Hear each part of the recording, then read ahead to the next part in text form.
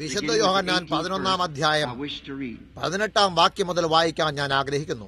ബെഥന്യ യെരൂശലേമിനരികെ ഏകദേശം 2 നാഴിക ദൂരത്തായിരുന്നു. മാർത്തയെയും മറിയയെയും സഹോദരനെ കുറിച്ച് ആശ്വസിപ്പിക്കേണ്ടതിന് പല യഹൂദന്മാരും അവരുടെ അടുക്കൽ വന്നിരുന്നു. യേശു വരുന്നു എന്ന് കേട്ടിട്ട് മാർത്ത അവനെതിരേൽപ്പാൻ ചെന്നു. മറിയയോ വീട്ടിലിരുന്നു. മാർത്ത യേശുവിനോട്, കർത്താവേ, നീ ഇവിടെ ഉണ്ടായിരുന്നു എങ്കിൽ എന്റെ സഹോദരൻ മരിക്കയില്ലായിരുന്നു. ഇപ്പോഴും നീ ദൈവത്തോട് എന്തപേക്ഷിച്ചാലും ദൈവം നിനക്ക് തരുമെന്ന് ഞാൻ അറിയുന്നു എന്ന് പറഞ്ഞു. യേശു അവളോട്, നിന്റെ സഹോദരൻ ഉയർത്തെഴുന്നേൽക്കുമെന്ന് പറഞ്ഞു. മാർത്ത അവനോട്, ഒടുക്കത്തെ നാളിലെ പുനരുത്ഥാനത്തിൽ അവൻ ഉയർത്തെഴുന്നേൽക്കും എന്ന് ഞാൻ അറിയുന്നു എന്ന് പറഞ്ഞു. യേശു അവളോട്, ഞാൻ തന്നെ പുനരുത്ഥാനവും ജീവനുമാകുന്നു. എന്നിൽ വിശ്വസിക്കുന്നവൻ മരിച്ചാലും ജീവിക്കും. ജീവിച്ചിരുന്ന് എന്നിൽ വിശ്വസിക്കുന്നവൻ ആരും ഒരു നാളും മരിക്കയില്ല. ഇത് നീ വിശ്വസിക്കുന്നുവോ എന്ന് പറഞ്ഞു. കർത്താവേ, ലോകത്തിൽ വരുവാനുള്ള ദൈവപുത്രനായ ക്രിസ്തു നീ തന്നെ എന്ന് ഞാൻ വിശ്വസിച്ചിരിക്കുന്നു. അത് ശ്രദ്ധിക്കൂ. എന്ന് പറഞ്ഞിട്ട് പോയി തന്റെ സഹോദരിയായ മറിയയെ സ്വകാര്യമായി വിളിച്ച്, ഗുരു വന്നിട്ടുണ്ട്, നിന്നെ വിളിക്കുന്നു എന്ന് പറഞ്ഞു. നമുക്ക് പ്രാർത്ഥിക്കാം. സ്വർഗീയ പിതാവേ, ഇന്ന് രാത്രിയിൽ ഇപ്പോൾ ഞങ്ങൾ അങ്ങേക്കായി കാത്തു നിൽക്കുമ്പോൾ ആ വാക്കുകളെ ഞങ്ങളുടെ ഹൃദയത്തിൽ സ്ഥിരപ്പെടുത്തണമേ. അങ്ങയുടെ വചനത്തെയും അങ്ങയുടെ ദാസനെയും വേദഭാഗത്തെയും സകലതും യേശു ക്രിസ്തു നാമത്തിൽ അങ്ങേക്ക് സമർപ്പിക്കുന്നു. ആമേൻ. നിങ്ങൾക്കിരിക്കാം.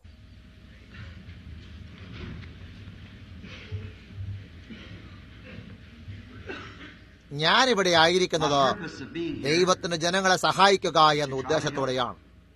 അധിക നേരം പ്രാർത്ഥിക്കണം എന്നതിനു വേണ്ടിയോ രോഗികളുടെ മേൽ കൈവയ്ക്കണം എന്നതിനോ അല്ല. എന്നാൽ യേശുക്രിസ്തു ദൈവപുത്രൻ നമ്മുടെ ഇടയിലുണ്ട് എന്ന കാര്യം അവർ തിരിച്ചറിയണം എന്നതിനു വേണ്ടിയാണ്. ഇന്ന് രാത്രിയിൽ നാം അനന്തരം യേശു വന്ന് വിളിച്ചു എന്ന വിഷയത്തിന്മേൽ സംസാരിക്കുന്നു. ഇപ്പോൾ നാം ഈ സംസാരിക്കാനായി പോകുന്ന ഈ വിഷയം ഒരു വളരെ വിഷാദകരമായ സമയമായിരുന്നു.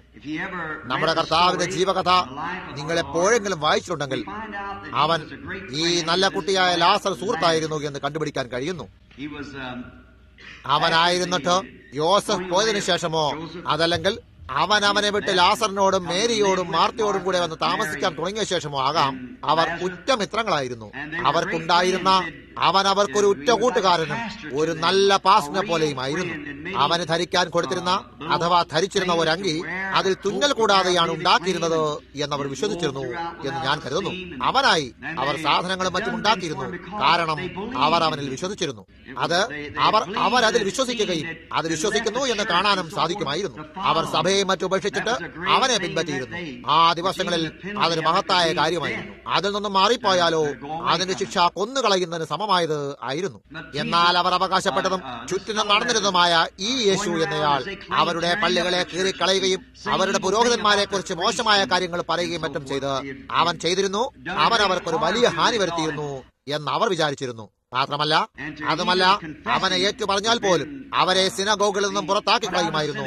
അന്ന് അവരുടെ പള്ളിയിൽ നിന്നും നിങ്ങളെ പുറത്താക്കി കഴിഞ്ഞാൽ അവർ വിചാരിച്ചിരുന്നത് ഇല്ല, ഒരു വഴിയുമില്ല, വീണ്ടെടുക്കപ്പെടാൻ ഒരു മാർഗവുമില്ല എന്നായിരുന്നു. നിങ്ങൾ അവരിൽ ഏതെങ്കിലും പരീക്ഷരുടെയോ സദൂക്യരുടെയോ അതല്ലെങ്കിൽ എന്തിന്റെയെങ്കിലും ഒരു പക്ഷത്ത് ആയിരുന്നിട്ടില്ലാതെ അതിന് പുറത്തായിരുന്നാൽ നിങ്ങൾക്ക് വീണ്ടെടുപ്പുണ്ടാവില്ല. അവർക്കതിന്റെ അവകാശം താക്കോലുകൾ ഉണ്ടായിട്ട് അവർ ആഗ്രഹിക്കുന്ന പക്ഷം നിങ്ങളെ തൊഴിച്ചു പുറത്താക്കാനും ആ വിധത്തിലുമായിരുന്നു അതിനെ അവർ പറഞ്ഞിരുന്നത്. നിങ്ങളുടെ സമ്പ്രദായത്താൽ നിങ്ങൾ ദൈവവചനത്തെ ദുർബലമാക്കിയിരിക്കുന്നു എന്ന് യേശു പറഞ്ഞതിൽ യാതൊരു അത്ഭുതവുമില്ല. കാണുന്നോ, ഇപ്പോൾ അത് വീണ്ടും തുടങ്ങിയിരിക്കുന്നു. എന്തുകൊണ്ടെന്നാൽ ചരിത്രം സർവ്വസാധാരണ പോലെ വീണ്ടും വീണ്ടും തുടരുന്നു എന്ന് നമുക്ക് എല്ലാവർക്കും അറിയാം. അതിന് ദുഃഖകരമായിരിക്കുന്നു. എന്നാൽ അത് വീണ്ടും ആവർത്തിക്കുമെന്ന് പ്രവചിക്കപ്പെട്ടിരുന്നു. അതുകൊണ്ടാണ് അത് വീണ്ടും സംഭവിച്ചിരിക്കുന്നത്. യേശുവിനെ പറ്റി മോശമായിട്ടാണ് ചിന്തിച്ചിരുന്നത് എന്ന് നാം കണ്ടു. അനേക നേരങ്ങളിൽ ജനങ്ങൾ അവരുമായി യോജിക്കാത്ത മനുഷ്യനെ അവർ ന്യായവിധി നടത്തുന്നു. നാം അത് ചെയ്യാൻ പാടില്ല. നമ്മിൽ ഒരാളിന് മറ്റേയാളുമായി വിയോജിക്കാം, അപ്പോഴും സൗഹാർദ്ദപരമായിട്ടായിരിക്കണം. ഒരു മനുഷ്യനുമായി നിങ്ങൾക്ക് വിയോജിക്കാനായില്ല എന്നിരിക്കലും അപ്പോഴും അവനെ സ്നേഹിക്കുകയും അവനായി പ്രാർത്ഥിക്കുകയും ചെയ്യണം. അവനുമായി യോജിക്കാനായില്ല എന്നത് അത് തിരുവചനത്തിന്റെ ആധാരത്തിലായിരിക്കുകയും അധിക പ്രകാശനത്തിന് വേണ്ടിയുമായിരിക്കുന്നു എങ്കിൽ ഞാൻ അവനോട് ഒന്നും തന്നെ പറയില്ല. സ്നേഹത്തോടുകൂടെ തന്നെ ഞാൻ എല്ലായ്പ്പോഴും അവനുമായി വിയോജിക്കാൻ ആഗ്രഹിക്കുന്നു. കാരണം ഞാൻ അവനെ സ്നേഹിക്കുന്നു. അവൻ നഷ്ടപ്പെട്ടു പോകാൻ ഞാൻ ഒരിക്കലും ആഗ്രഹിക്കുന്നില്ല. അവൻ എന്നോടും അത് തന്നെ ചെയ്തിരിക്കണം. നാം നഷ്ടപ്പെട്ടു പോകാൻ ആഗ്രഹിക്കുന്നില്ല. വചനം പറയുന്നതിൽ തന്നെ നമ്മുടെ ആധാര വിഷയത്തെ നാം ഇട്ടിരിക്കണം. വചനം മാത്രമായിരിക്കട്ടെ സത്യം, നമ്മുടെ മതവിശ്വാസമോ നമ്മുടെ വിചാരങ്ങളോ അല്ല. അവൻ എന്താണ് പറയുന്നത്? ഒരു വ്യക്തിപരമായ വ്യാഖ്യാനവുമില്ല. വചനം എന്താണോ പറയുന്നത്. കഴിഞ്ഞ രാത്രിയിൽ ഞാനൊരു കാര്യം ചെയ്തിരുന്നു. അത് കാഴ്ചയ്ക്ക് ഏകദേശം ദൈവനിന്ദകമായി തോന്നിയിരുന്നു. അത് കഴിഞ്ഞ രാവിലത്തെ ധർമ്മോപദേശികളുടെ പ്രഭാത ഭക്ഷണ സമയത്തായിരുന്നു എന്ന് വിചാരിക്കുന്നു. ഞാൻ യേശുവിനെ ഒരു വിചാരണയിൽ കിട്ടിരുന്നു. ഞാൻ പറഞ്ഞു, അവർ അന്ന് ചെയ്തതുപോലെ തന്നെ അവർ ഇന്നും അത് ചെയ്യുന്നു. നമുക്ക് സമയമുണ്ടെങ്കിൽ അതൊരിക്കൽ കൂടി ഒരു നിമിഷത്തേക്ക് ഞാൻ ആവർത്തിച്ചാൽ അത് നന്നായിരിക്കുമെന്ന് ഞാൻ വിചാരിക്കുന്നു. ഞാൻ ഇപ്പോൾ ഇത് പറയട്ടെ. ഇന്ന് നാം കാണുന്നത് ഇങ്ങനെയാണ്. ലൂഥറിന്റെ നവോത്ഥാനത്തിൽ അവന്റെ ആ സമയത്ത് നീതിമാൻ വിശ്വാസത്തിൽ ജീവിക്കുമെന്ന് അവൻ പറഞ്ഞിരുന്നു. വിശ്വസിക്കുന്ന ആ മനുഷ്യന് അത് കിട്ടിയിരിക്കുന്നു. അവരിൽ അനേകർ വിശ്വസിക്കുന്നു, എന്നാൽ അവർക്കതുള്ളതായി നമുക്ക് കാണാൻ കഴിയുന്നില്ല. ജോൺ വെസ്ലിയുടെ ദിവസങ്ങളിലാണ് അവർക്ക് രണ്ടാം അനുഗ്രഹം ലഭിച്ചിരുന്നു എങ്കിൽ അവർ അതിനെ നീതീകരണം എന്ന് വിളിച്ചിരുന്നു. സമ്പൂർണമായ നീതീകരണം. അവർക്ക് സന്തോഷമുണ്ടായിട്ട് ആർത്ത് വിളിച്ചിരുന്നു. ആർപ്പിടുന്ന എല്ലാവർക്കും അത് ഉണ്ടായിരുന്നു, എന്നാൽ അവർക്കതില്ലെന്ന് അവർ തന്നെ കണ്ടുപിടിച്ചു. അവരിൽ അനേകർ ആർപ്പിടുകയും അവർക്കത് ഇല്ലാതിരിക്കുകയും ചെയ്യുന്നു. പെന്തക്കോസ്തിന്റെ ദിവസങ്ങളിൽ അവർ പറഞ്ഞിരുന്നു, ദാനങ്ങൾ പുനഃസ്ഥാപിക്കൽ, പരിശുദ്ധാത്മാവിന്റെ അഭിഷേകം തിരികെ വന്നിരിക്കുന്നു. അന്യഭാഷകൾ സംസാരിക്കുന്ന ആളിന് അത് കിട്ടിയിട്ടുണ്ട്. എന്നാൽ അനേകർ അന്യഭാഷകൾ സംസാരിക്കുന്നുണ്ടെങ്കിലും അവർക്കത് കിട്ടിയിട്ടില്ലെന്ന് നാം കണ്ടുപിടിച്ചു. അതിനാൽ അവർ പറയുന്നത് അതേ ആത്മാവിന്റെ ഫലങ്ങളാണ്. അതാണ് ആ കാര്യം. ഓ അല്ല, ആത്മാവിന്റെ ഫലങ്ങളിലല്ല. ക്രിസ്ത്യൻ സയൻസുകാർക്ക് അതുണ്ട്. അവിടെ കട്ടത്തോട് പോലും സ്നേഹമാണ് ആത്മാവിന്റെ ഫലം. ആർക്കെങ്കിലും ഉള്ളതിനേക്കാൾ അധികം സ്നേഹം അവർക്കുണ്ട്. എന്നിട്ടും അവർ യേശുക്രിസ്തുവിന്റെ ദൈവത്വത്തെ നിരാകരിക്കുന്നു. അവനെ ഒരു പ്രവാചകൻ എന്നാണ് വിളിക്കുക. വെറും ഒരു സാധാരണ മനുഷ്യൻ ആണെന്നോ? അതുകൊണ്ട് അതല്ല കാര്യം. വേറും ഒരു നിമിഷത്തേക്ക് ഞാൻ ആ ചോദ്യം ഉന്നയിക്കട്ടെ. യേശുവിനെ ഞാനൊരു വിചാരണയെ കൊണ്ടുവരട്ടെ. പ്രസംഗവേദിയിൽ നിന്നുകൊണ്ട് ഈ പ്രസ്താവന നടത്തിയതിനാൽ ദൈവം എന്നോട് ക്ഷമിക്കട്ടെ. നിങ്ങളിലേക്ക് വെളിച്ചം വീശാനായി ഒരു നിമിഷത്തേക്ക് ഞാൻ അവന് വിരോധമായി നിലകൊള്ളട്ടെ. കാണുന്നോ? ഇപ്പോൾ ഇന്ന് രാത്രിയിൽ നിങ്ങൾ എനിക്ക് കിട്ടിയിരിക്കുന്നു. ഞാൻ നിങ്ങളോട് സംസാരിക്കുന്നു. പിന്നിലേക്ക് ചെന്ന് യേശു ഭൂമിയിലായിരുന്ന നാളുകളിലെ മറ്റൊരു ദിവസത്തിലേക്കാണ് ഞാൻ പോകുന്നത്. നസ്രനായ യേശു എന്ന ഈ വ്യക്തിക്ക് വിരോധമായി നിങ്ങളോട് ന്യായവാദം ചെയ്യാനാണ് ഞാൻ വരുന്നത്. ദൈവം സ്നേഹമാകുന്നു എന്ന് നമുക്ക് എല്ലാവർക്കും അറിയാം. അവൻ അതാണെന്ന് ബൈബിൾ പറയുന്നു. ശരി, സ്നേഹം ദീർഘമായി ക്ഷമിക്കാനുള്ള ആത്മാവാണ്. വിനയം, ക്ഷമ, ശാന്തത മുതലായവും സ്നേഹവും. ഇപ്പോൾ ഞാനിത് ചോദിക്കട്ടെ. ഞാൻ നിങ്ങളോട് ചിലത് ചോദിക്കാൻ ആഗ്രഹിക്കുന്നു. ഒരു ക്രിസ്ത്യാനി എന്തായിരിക്കണം എന്ന് നാം പറയുന്നതിലേക്കാണ് നമുക്ക് പോകേണ്ടത്. നിങ്ങളുടെ പ്രായമുള്ള ഈ പുരോഹിതനെ നോക്കുവിൻ. അവന്റെ വലിയ വലിയ വലിയ വലിയ പുപ്പൻ ഒരു പുരോഹിതനായിരുന്നു. അവനൊരു പുരോഹിതനായി ലേവിയുടെ ഗോത്രത്തിൽ നിന്നും ജനിക്കേണ്ടിയിരുന്നു.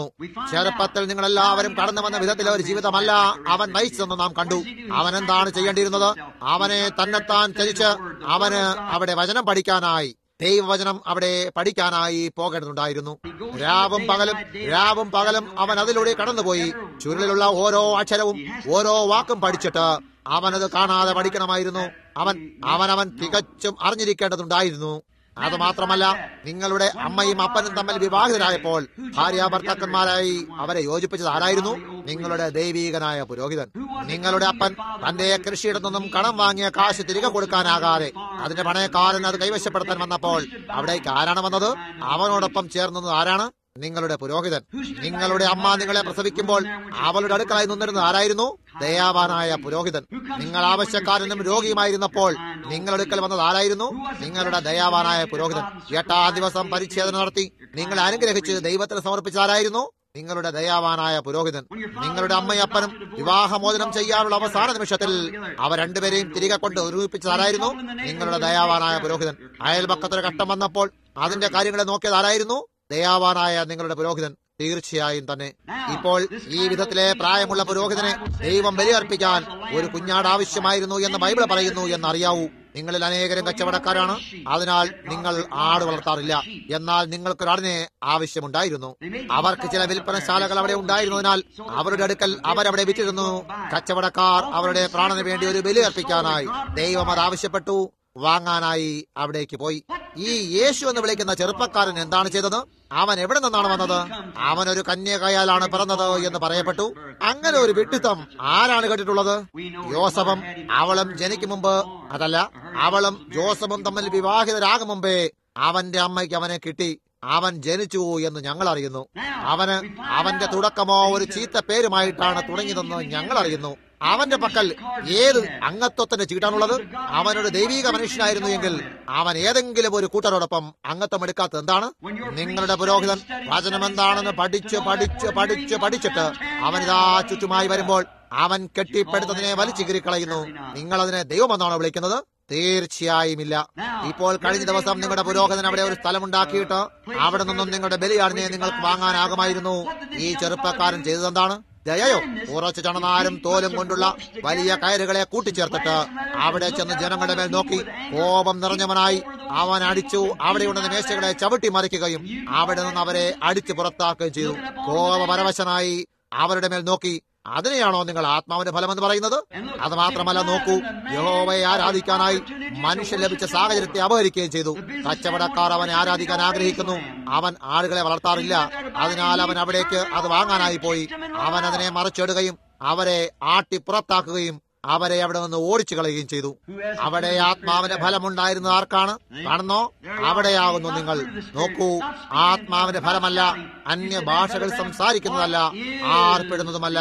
അപ്പോൾ നിങ്ങൾ ചോദിക്കാം, ബർഹാം അതിന്റെ തെളിവെന്താണ്? ആ മണിക്കൂറിലെ വചനത്തിന്റെ സമർത്ഥനം. അവർക്ക് ബൈബിൾ ഉണ്ടായിരുന്നു. യഹോവ കൃത്യമായി സംഭവിക്കുമെന്ന് പറഞ്ഞിരുന്നവൻ അവനായിരുന്നു. അതിന് വ്യാഖ്യാനത്തിന്റെയും ആവശ്യമില്ലായിരുന്നു. അതവിടെ വ്യാഖ്യാനിക്കപ്പെട്ടിരുന്നു. അവിടെ നിങ്ങളുടെ പുരോഹിതന്മാരുണ്ടായിരുന്നു. അവർക്കുണ്ടായിരുന്നവരെല്ലാം അവിടെ ഉണ്ടായിരുന്നു. സകലതുമായി അത്രയേറെ നിത്യാനുഷ്ഠമായി അവിടെ ഉണ്ടായിരുന്നിട്ടും അവർ വചനം കാണുന്നതൊന്നും തോൽവി അടഞ്ഞിരുന്നു. അവൻ ആ കാലത്തേക്ക് വചനത്തെ ജീവനുള്ളാക്കി തീർത്തിരുന്നു. അതായിരുന്നു ആ കാലത്തിലേക്കുള്ള തെളിവ്. ലൂഥറിന് തന്റെ കാലത്തിന്റെയും വെസ്ലിക്ക് അവന്റേതും പെന്തക്കോസ്തിന് അതിന്റെ കാലത്തിന്റെയും തെളിവുണ്ടായിരുന്നു. എന്നാൽ നാം മറ്റൊരു കാലത്തിലാകുന്നു. ആ വക കാര്യങ്ങൾ നന്നായിരുന്നു. എന്നാൽ ഒരു കുഞ്ഞുരുവാകുന്നത് പോലെ വിരലുണ്ടാകുന്നു, കണ്ണ്, മൂക്ക്. കുറച്ചുകൂടി കഴിയുമ്പോൾ അവൻ മനുഷ്യ സൃഷ്ടിയായിത്തീരുന്നു. അവനൊരു പൂർണ്ണമായ കുട്ടിയായി തീരേണ്ടതുണ്ട്.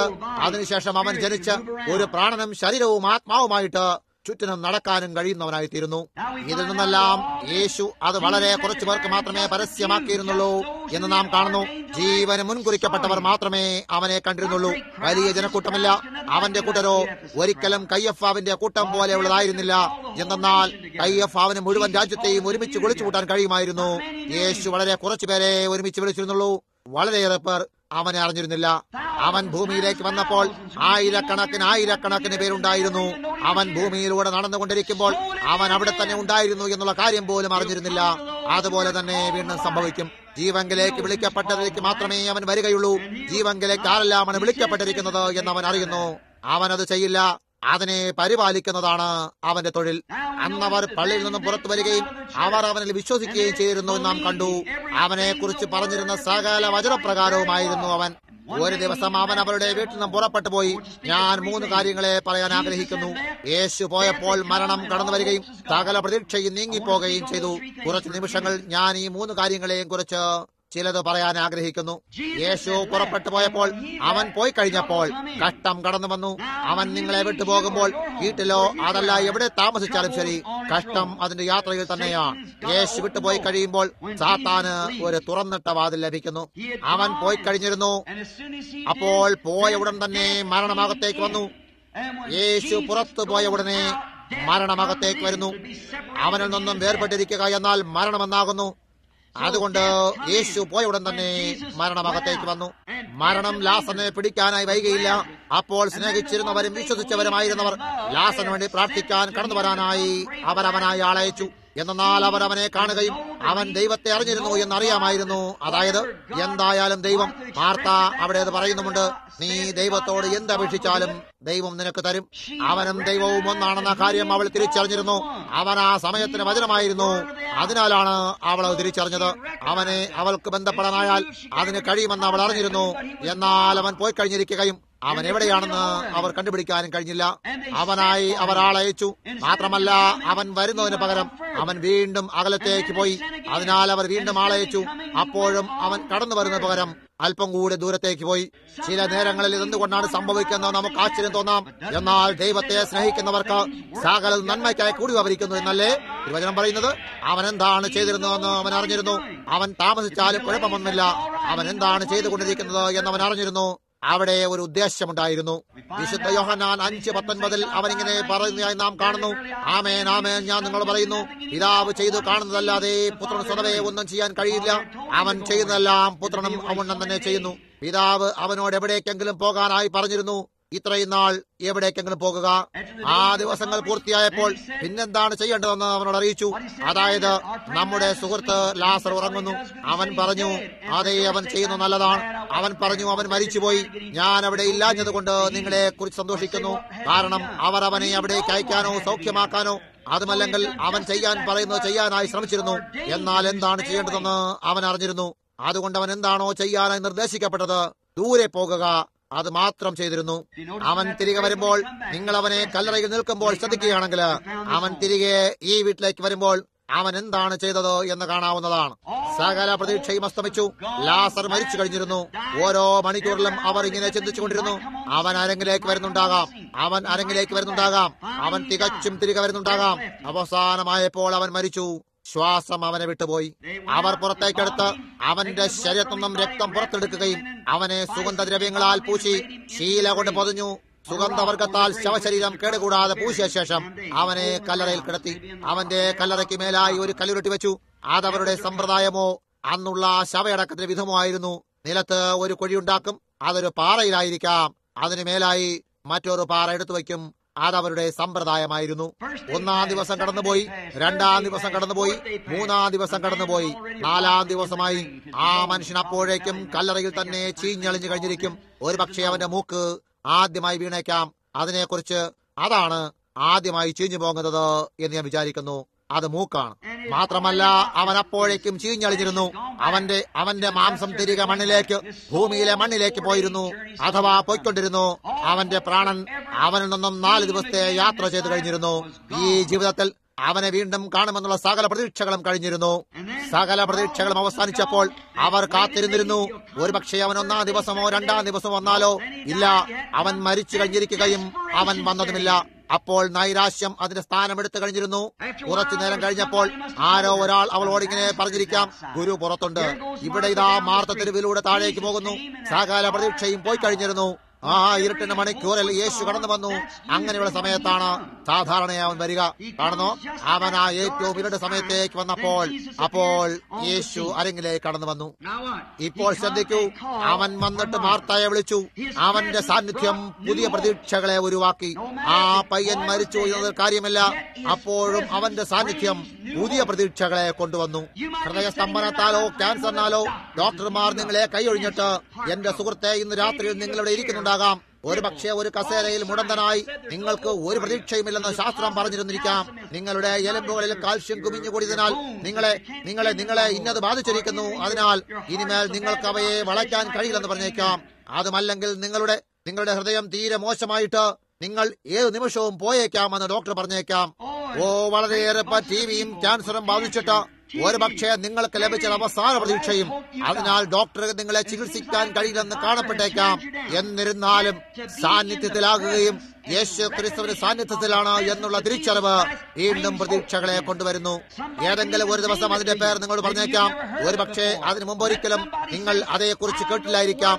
എന്നാൽ ആരെങ്കിലും ഒരാൾ നിങ്ങൾ പറയും, ഒരു സഭയുള്ളത് എനിക്കറിയാം, അവർ ദൈവത്തിൽ വിശ്വസിക്കുകയും രോഗികൾക്കായി പ്രാർത്ഥിക്കുകയും ചെയ്യുന്നു. വളരെ പെട്ടെന്ന് തന്നെ ഇപ്പോൾ നിങ്ങൾ മരിക്കാൻ തയ്യാറായിരിക്കുകയാണ്. കാണുന്നു, പുതിയ പ്രതീക്ഷകൾ പൊട്ടിമുളയ്ക്കുന്നു. അതെല്ലായ്പ്പോഴും സംഭവിക്കുന്നു. അന്ധകാരത്തിന്റെ മണിക്കൂറിൽ യേശുവിനെ കുറിച്ച് പറയുകയാണെങ്കിൽ, അതിനെക്കുറിച്ച് ആരെങ്കിലും നിങ്ങളോട് പറയുകയാണെങ്കിൽ, അത് സാധാരണമാണ്. അവന്റെ സാന്നിധ്യം പുതിയ പ്രതീക്ഷകളെ ഉളവാക്കുന്നു. അത് കഴിഞ്ഞ രാത്രിയിൽ ചെയ്തതുപോലെ തന്നെ ഇന്ന് രാത്രിയും ചെയ്യാതെയാകട്ടെ. സംശയത്തിന് യാതൊരു നിഴലും കൂടാതെ ആ സമർത്ഥിക്കപ്പെട്ട വചനത്തെ നാം കാണുമ്പോൾ, അത് പ്രത്യക്ഷമാക്കി തെളിയിക്കുമ്പോൾ, അത് 1900 വർഷങ്ങൾക്ക് മുമ്പ് ജീവിച്ചിരിക്കുകയും കാൽവരിയിൽ മരിച്ച 3-ാം ദിവസം ഉയർത്തെഴുന്നേറ്റ് അപ്പോസ്തലന്മാർക്ക് പ്രത്യക്ഷനായി അവരുടെ കണ്ണുകളെ തുറന്ന് അതേ യേശു തന്നെ ഈ ദിവസത്തിൽ വാഗ്ദാനത്തെ ചെയ്തിരിക്കുകയും ഇന്നു രാത്രിയിൽ ഇപ്പോൾ നമ്മുടെ സാന്നിധ്യത്തിൽ ഇവിടെ ആയിരിക്കുകയും ചെയ്യുന്നു. അത് ജനങ്ങളിലേക്ക് പ്രതീക്ഷ ഉണ്ടാക്കാൻ നിർബന്ധിക്കുന്നു. പുതിയ പ്രതീക്ഷകൾ മിന്നിത്തെളിയുന്നു. ചിലപ്പോൾ ആരെങ്കിലും സഭ കുറച്ചു നാളുകളായി വരണ്ട പോലെ കാണുന്നു. കുറച്ചു മാസങ്ങളായി നമുക്ക് ശുദ്ധജലം ലഭിക്കുന്നില്ല, നമുക്കൊരു ഉണർവുണ്ടാകുന്നില്ല. എല്ലാവരും വളരെ നിശ്ചലമായോ മറ്റേതോ ഒരു വിധത്തിൽ കാണപ്പെടുന്നു. നാം പള്ളിയിലേക്ക് പോയി ഒരു പാട്ട് പാടുന്നു, പിന്നെ കുറച്ച് സന്ദേശം കേട്ടിട്ട് തിരികെ പോകുന്നു. എന്നാൽ നിലയ്ക്കാത്ത നാഴികയിൽ നാം ശുഷ്കിക്കാൻ തുടങ്ങുമ്പോൾ യേശുവിലേക്ക് വരികയും നമ്മെ ഉന്മേഷമുള്ളവരാക്കുകയും ചെയ്യുന്നു. ചില പുതിയ കാര്യങ്ങൾ നമുക്ക് നൽകുന്നു. അവനത് ചെയ്യാനായി എപ്പോഴും അവിടെ ഉണ്ടാകും.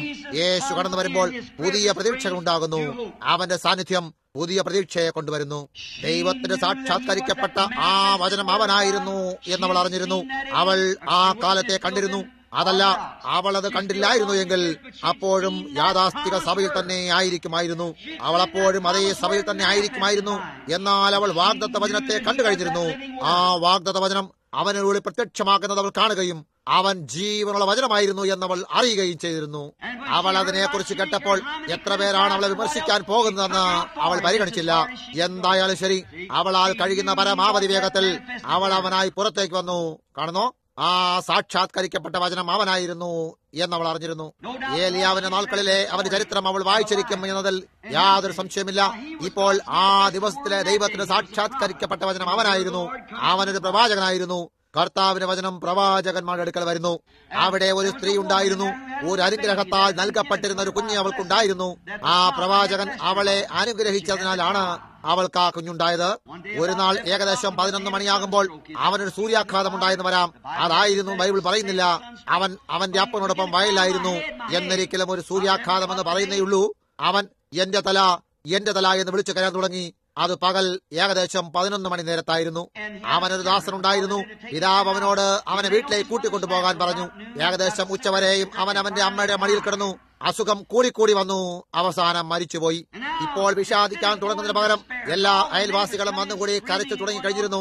എന്നാൽ ആ ദൃഢതയുള്ള അമ്മ, അവളുടെ കുഞ്ഞ് മരിച്ചു കഴിഞ്ഞിരുന്നു. അവൾ അതിനെ കൈകളിലെടുത്ത് അവൾ ആ പ്രവാചകനായി ഒരുക്കിയിരുന്ന ചെറിയ മുറിയിൽ കിടത്തി. ഇപ്രകാരം അവനെ അവന്റെ കട്ടിൽ കിടത്തിയിട്ട് അവൾ ദാസനോട് പറഞ്ഞു, പോവർ കഴുതയ്ക്ക് കോപ്പിട്ട് മുറുക്കുക, നീ നേരെ കളിക്കുക, നിന്നോട് ഞാൻ പറയുവോളം അതിനെ നിർത്തിയേക്കരുത്. ഓ എന്റെ, അതാണത്. ഇതിനെക്കുറിച്ച് ചർച്ച ചെയ്യാനോ ബഹളം വയ്ക്കാനോ ഉള്ള സമയം നമുക്കില്ല. ഇത് മുമ്പുള്ള ദിവസമായിരുന്നു.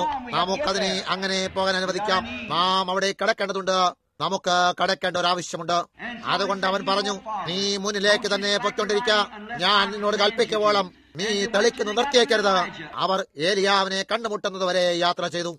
ഏലിയാവ് ഒരു ദൈവപുരുഷനായിരിക്കെ ക്രിസ്തുവിനെ പോലെ അല്ല. ക്രിസ്തു സകലം അറിഞ്ഞിരുന്നു. എന്നാൽ അവൻ ദൈവമായിരുന്നു. ഏലിയാവ് ദൈവത്തിന്റെ ഒരു അംശമായിരുന്നു.